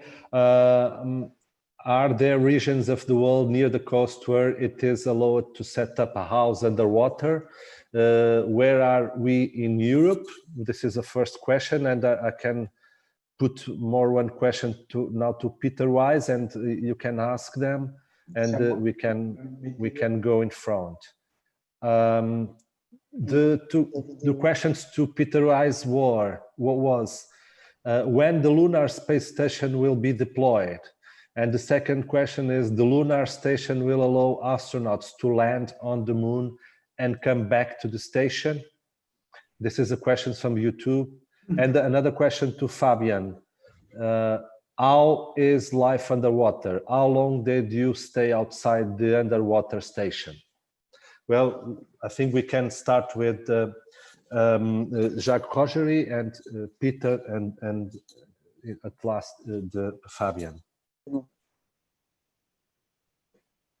Merci. Alors tout d'abord, attention, hein, ce que je vous ai montré, ce n'est pas de la science-fiction. Vous avez parlé tout à l'heure du mot science-fiction. Je réfute complètement ce mot. C'est de la prospective, c'est du concret, comme Fabien l'a montré aussi, l'a très bien montré, ainsi que Peter. Donc ce que je regrette, c'est simplement que les Américains ne mentionnent jamais. Donc jamais on voit ces laboratoires. Juste un petit clin d'œil pour dire, ça m'aurait fait plaisir que les Américains prennent en compte le fait qu'on a fait un travail avec la COMEX pendant des années sur ces thématiques. Voilà. Alors, comment implanter les maisons? C'est vrai que ça pose un problème de législation.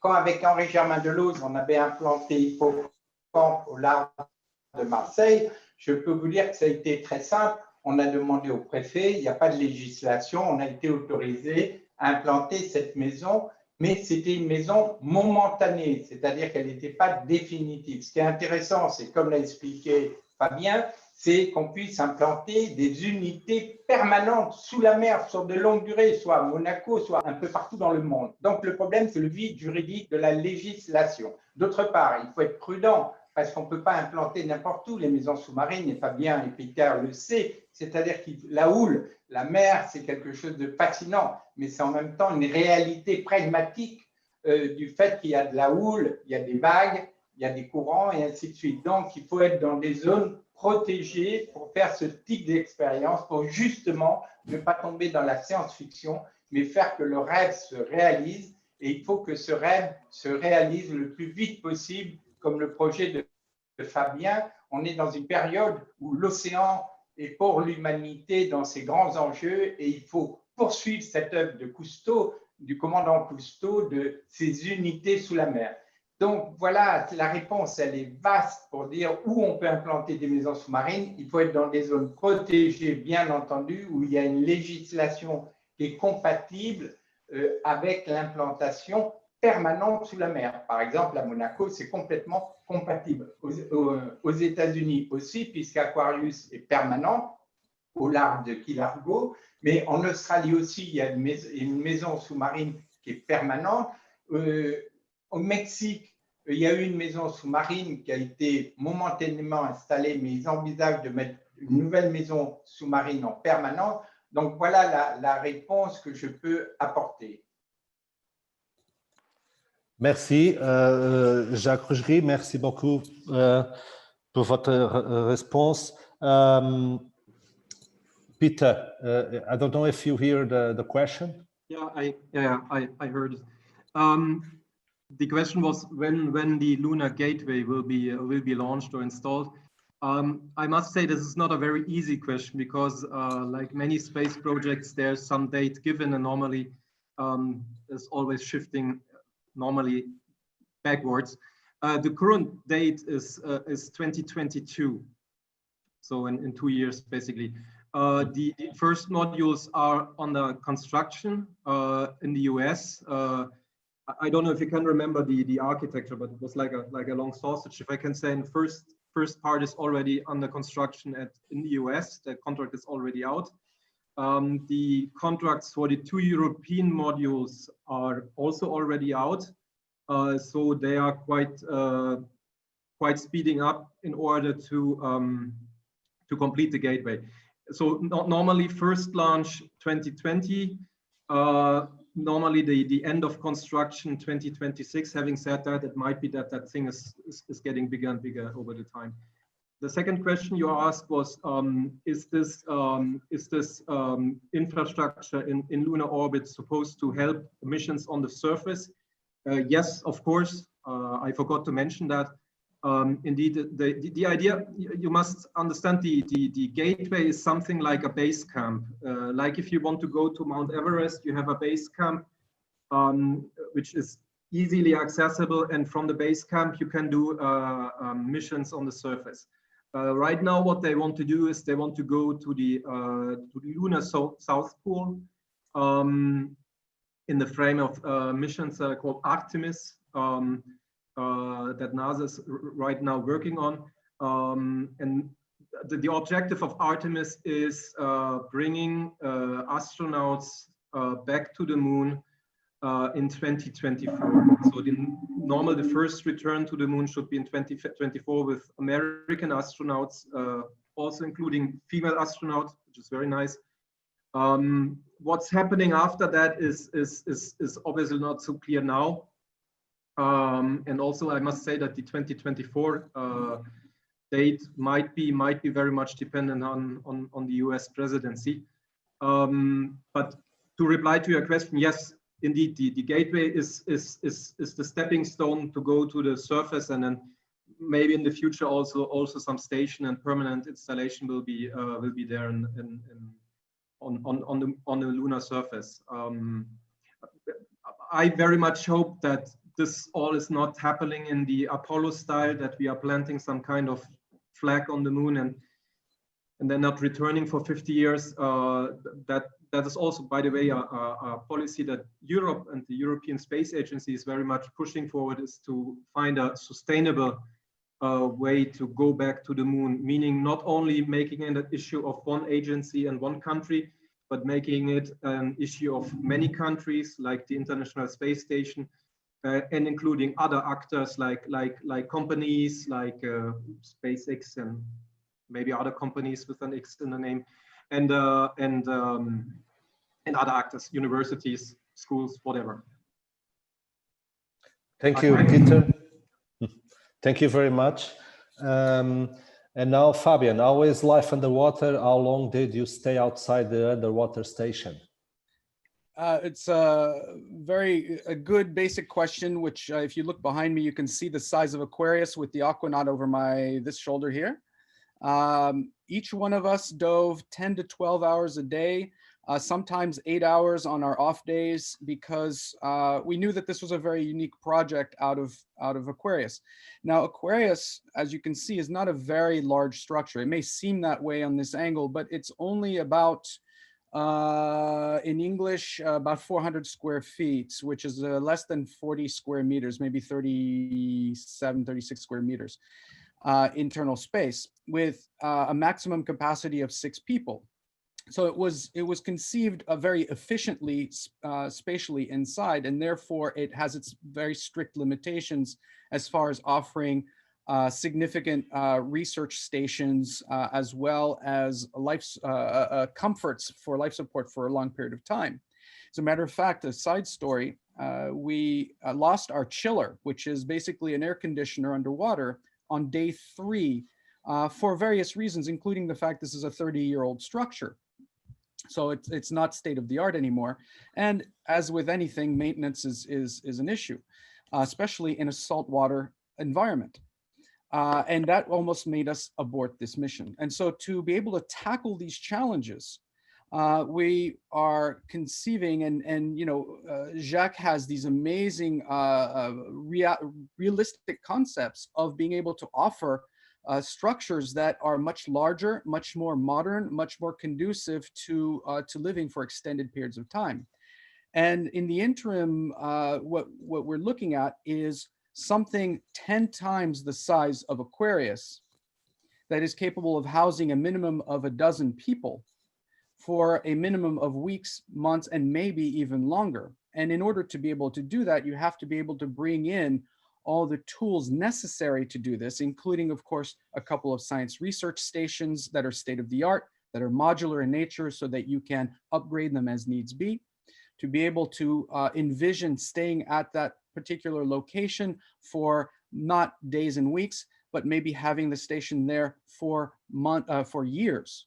And therefore, we need to look at materials. We need to be able to leverage all the current and future engineering prowess of coupling systems, and so on and so forth. So for an aquanaut to be able to go out into the water column, we are physiologically capable and also limited by depending on depth and such. But as saturation divers, going to equivalent depths to where you're living, you can stay out for extended periods of time, well beyond what any other tool offers us as human beings. If we need to go deeper than physiologically possible today, then you send your ROVs and AUVs, your probes, your submersibles from that station.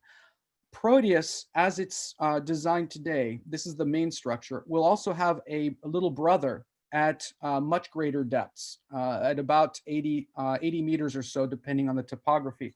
So it's a heliox environment. It does allow for us to do different kinds of research, special missions. But the idea of having a large platform such as Proteus is it allows for us to have hydroponics areas, allows for us to stay in relative comfort inside, so that physiologically and psychologically, or neuroscience-wise, we're addressing a lot of the issues that simply weren't addressable from a much smaller, less advanced habitat. Thank you very much, Fabien. Well, if I hear that you are thinking on to build a kind of a network of stations. I don't know if you know the Azores, where it is located. It is a fantastic place to have one. Well, the Azores is unique in terms of marine environment. Is with a lot of ecosystems, hydrothermal vents, mid-Atlantic ridge, abyssal plains, slopes of the islands, etc. Seamounts, a lot of seamounts. Actually, we have a seamounts that was closed specifically for scientific research. I think it's one of the most studied seamounts in the world.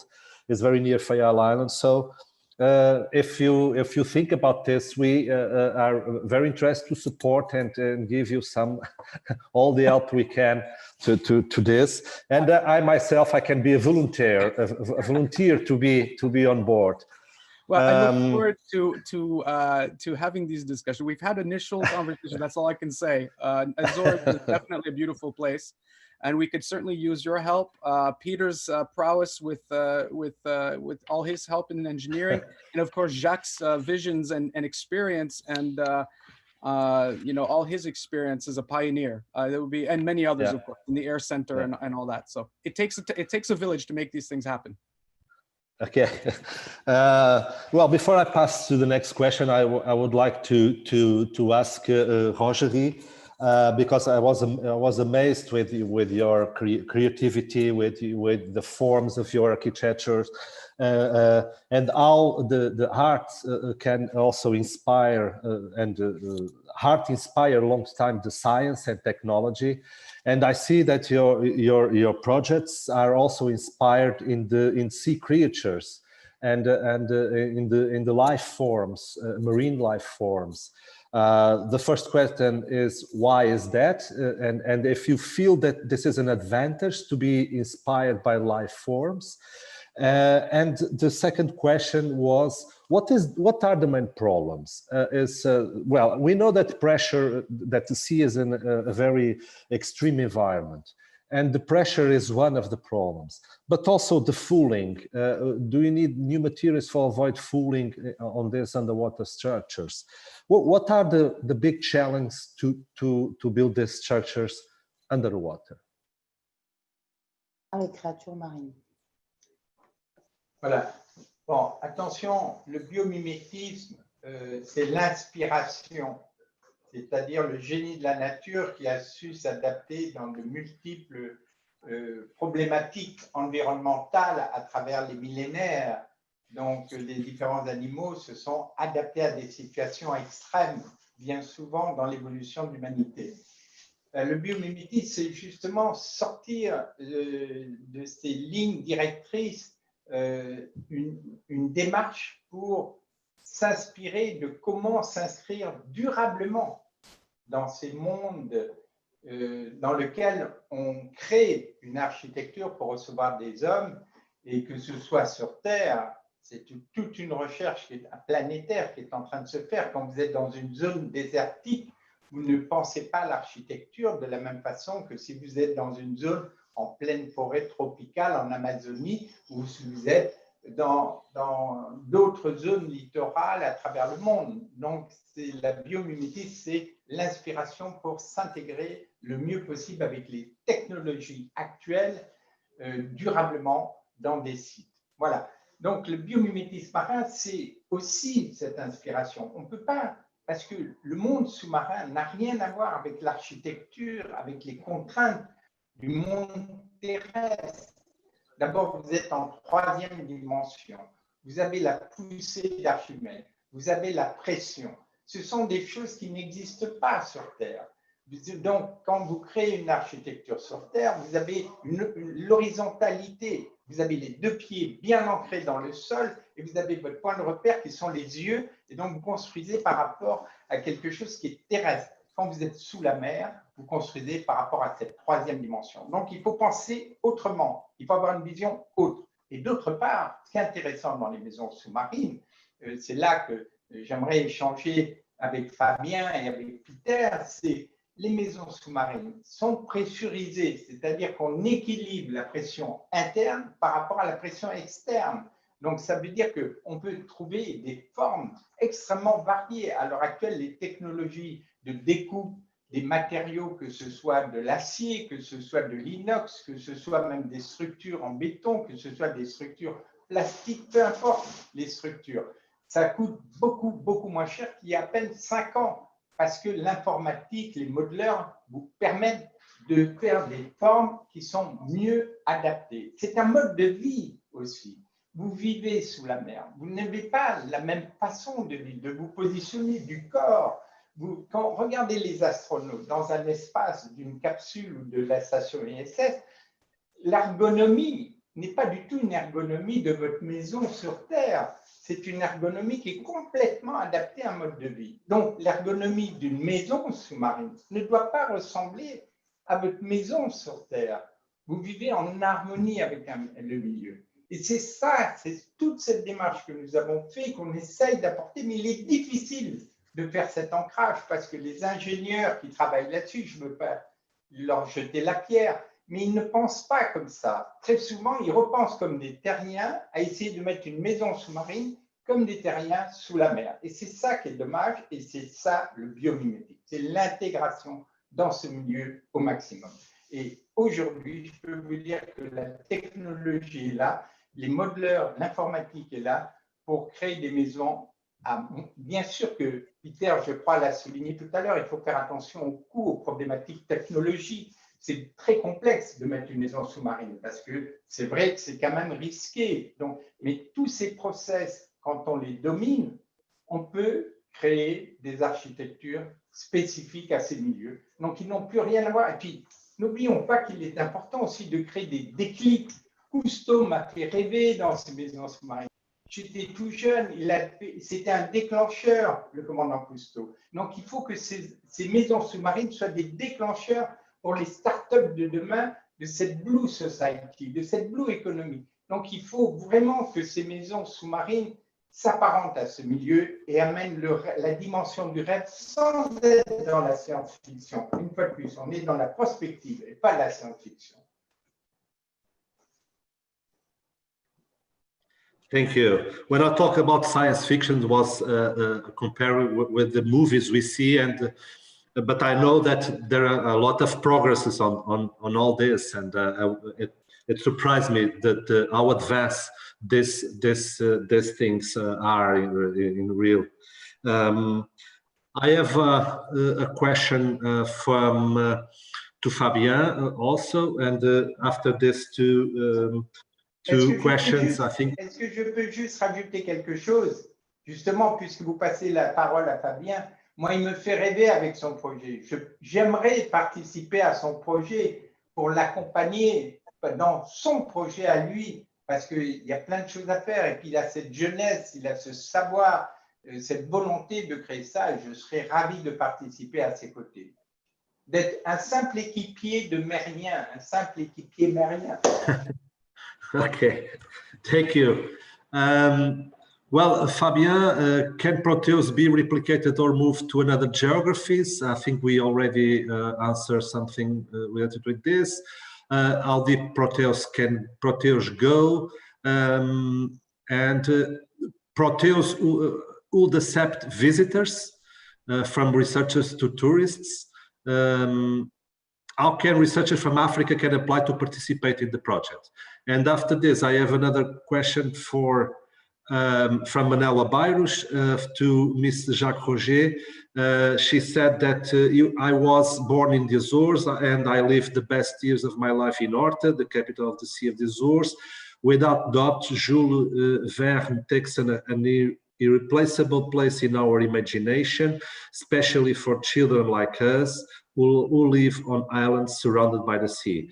I would like to ask Mr. Rougerie what is the real value of the Azores in the context of the oceans, and if you would like to leave your market on the Azores with a project for a small museum of the sea in Horta Azores. Well, this is very specific, but anyway, I must do it. And another question about Proteus and its heliox environment. How would bee plant growth be influenced by this gas mix? Can we start? Who would you like to start with? Jacques, and after Fabien. Okay, I'm sorry, Fabien. C'est bon, allez-y, allez-y. D'ailleurs, Jacques, je compte sur vous hein, pour venir à Proteus. Ah bah, quand tu veux. Alors là, je pars même tout de suite, si tu veux. Oui, non, mais je suis très touché par cette proposition. Je suis extrêmement touché. Je montrais des projets d'un musée à Tahiti qui est tout petit. C'est un musée qui fait 600 mètres carrés. Là, je suis sur un projet en ce moment en Chine de 100 000 mètres carrés de musée de la mer, un concours. Là, Tahiti, c'est 600 mètres carrés. Donc, aux Açores, mais c'est fabuleux. J'ai été aux Açores, j'adore ces îles des Açores. Quand vous traversez l'Atlantique, je l'ai fait plusieurs fois, on fait escale aux Açores, on fait escale à la capitale des Açores. Donc, voilà, donc je suis ravi de cette proposition. Et je serais ravi de dire oui, et je dis oui, bien entendu. Mais il faut créer une architecture là qui corresponde aux Açores, à la culture des Açores, à toute l'histoire des Açores et au futur des Açores. Il faut mélanger le passé, le présent et le futur de cette culture des gens des Açores qui sont face à la mer face à ces grands enjeux. Et leur destin, c'est quand même la mer. Donc, il faut leur ouvrir ces espoirs de la mer, cette économie de la mer. Et donc, il faut faire une architecture qui lie justement toute cette histoire des Açores et ce futur par rapport à la mer. Donc, créer une architecture symbolique, pérenne et durable, bien entendu. Merci beaucoup. And now, Fabien. Bah, je vais dire un peu la même chose. Jacques a très bien couvert la chose. Et je suis honoré de pouvoir avoir Jacques avec nous sur cette mission. Alors, j'ai hâte à être mouillé avec tous les participants ici. C'est vraiment quelque chose d'excitant. I'm sorry, I speak in English. Yeah, so Jacques really summarized it very well. I don't know that I have too much more to add, except that Proteus is meant to be a first of several structures. And as Jacques has described, each one needs to be conducive to the culture and the needs of that particular place, community, and environment. As Proteus may be more or less what is behind my shoulder, because it looks a little bit like coral and it's modular in nature and it has a fairly large footprint, and has a little brother down further within proximity of each other, so that you can decompress from the heliox environment back to the air environment in Proteus. It may be very different if we, in theory, installed one in the Azores. And how long we would need one there is dependent on many things, of course, including and not least of which is the need for the type of space and the type of research to be done there. And so we also have to look at mitigating factors like underwater tremors, earthquakes, things like this, hurricanes on the surface, if there are hurricanes in that particular location, and so on and so forth. In Curacao, we've already done that kind of research. We're lucky enough to be below a hurricane belt. We're lucky enough to be in a topography that drops down fairly significantly, fairly quickly. So there's a lot of variance in the geography and as well as the marine biology, which lends itself to a very specific type of research. For the tourism aspect,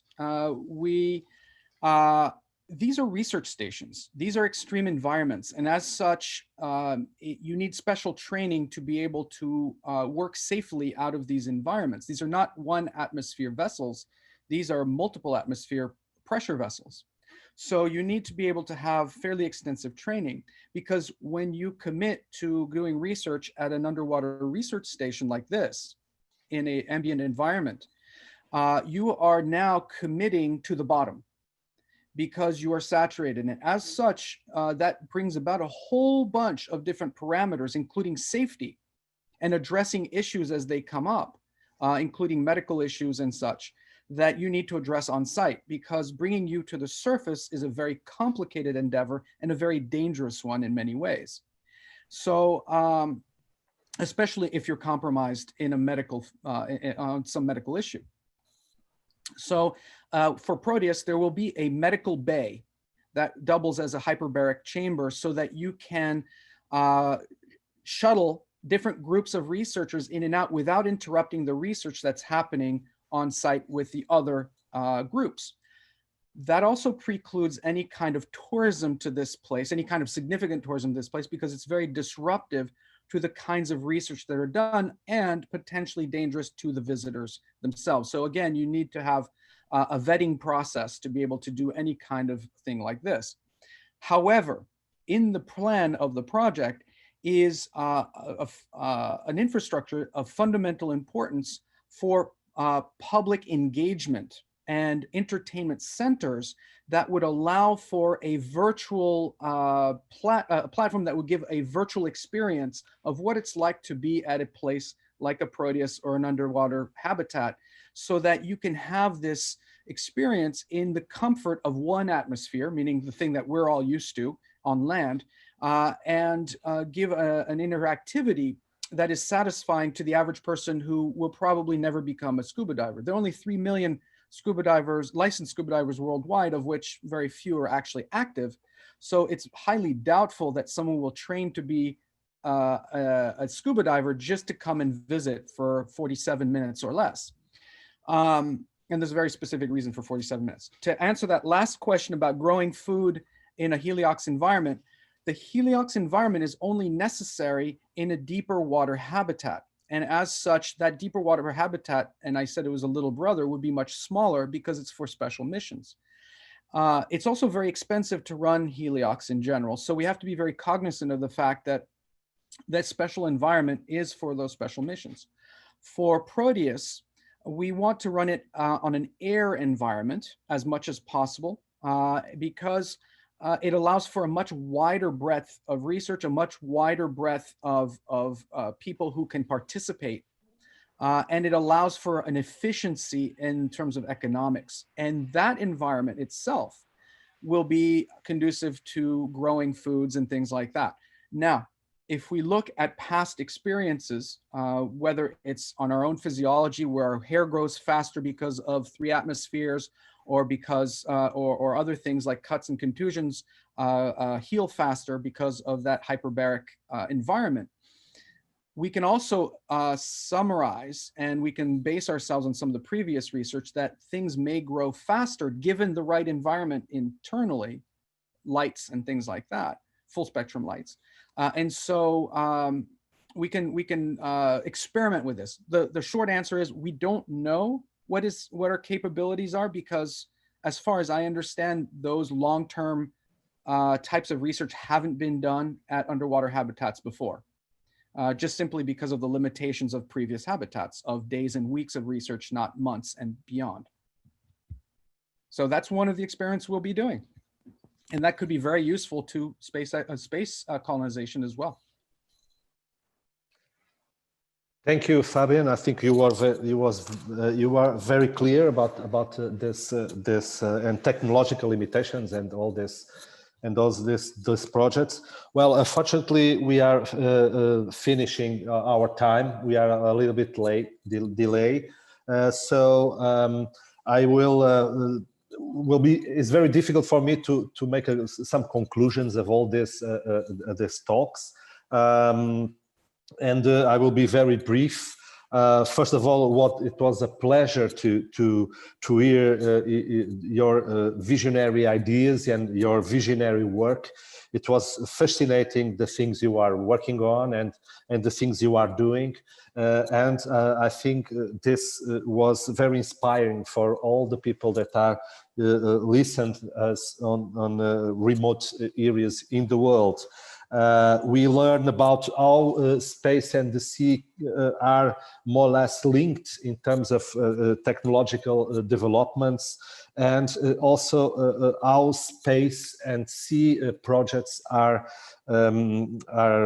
going and how much are growing, and also how Europe is also working to make some important steps in the future, for example, in terms of space exploration too, which is amazing what humankind can do relating to the technological development and the discovery and exploration of the new worlds. It was also very interesting, the link between art, architecture, and nature, and all these links with the technology and the science. And also one thing that is remarkable is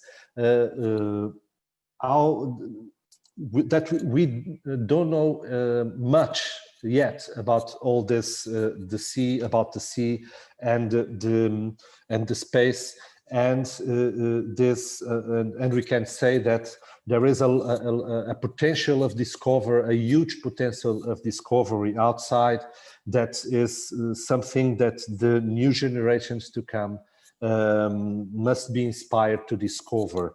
And this is very, I think, very important.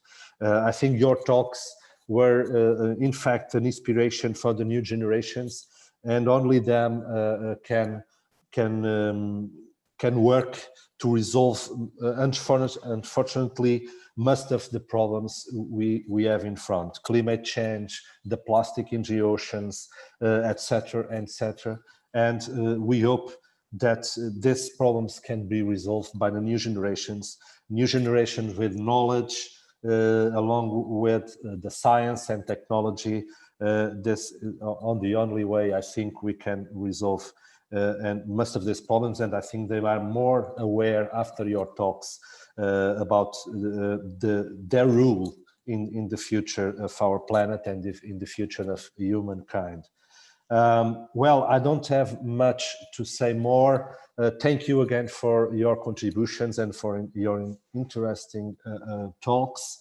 And I also, before I finish, I also, of course, thank to all the organizers of this webinar, in particular to José, which I talked a little bit before we start. And of course, thank you for all of the people that hear this talks remotely from their computers somewhere in the world. And thank you for them also to join us in this webinar. Thank you very much, and see you probably in the Azores for the next time. And you are all welcome to the Azores, which is, I think, and I believe, as a biologist too, has a lot to give to science. The Azores, we have a lot to be discovered. We have fields of biotechnology to develop, technologies to be developed here too. So one day I hope you can come to the Azores and we can do something together here in the Azores. Thank you very much again. See you later.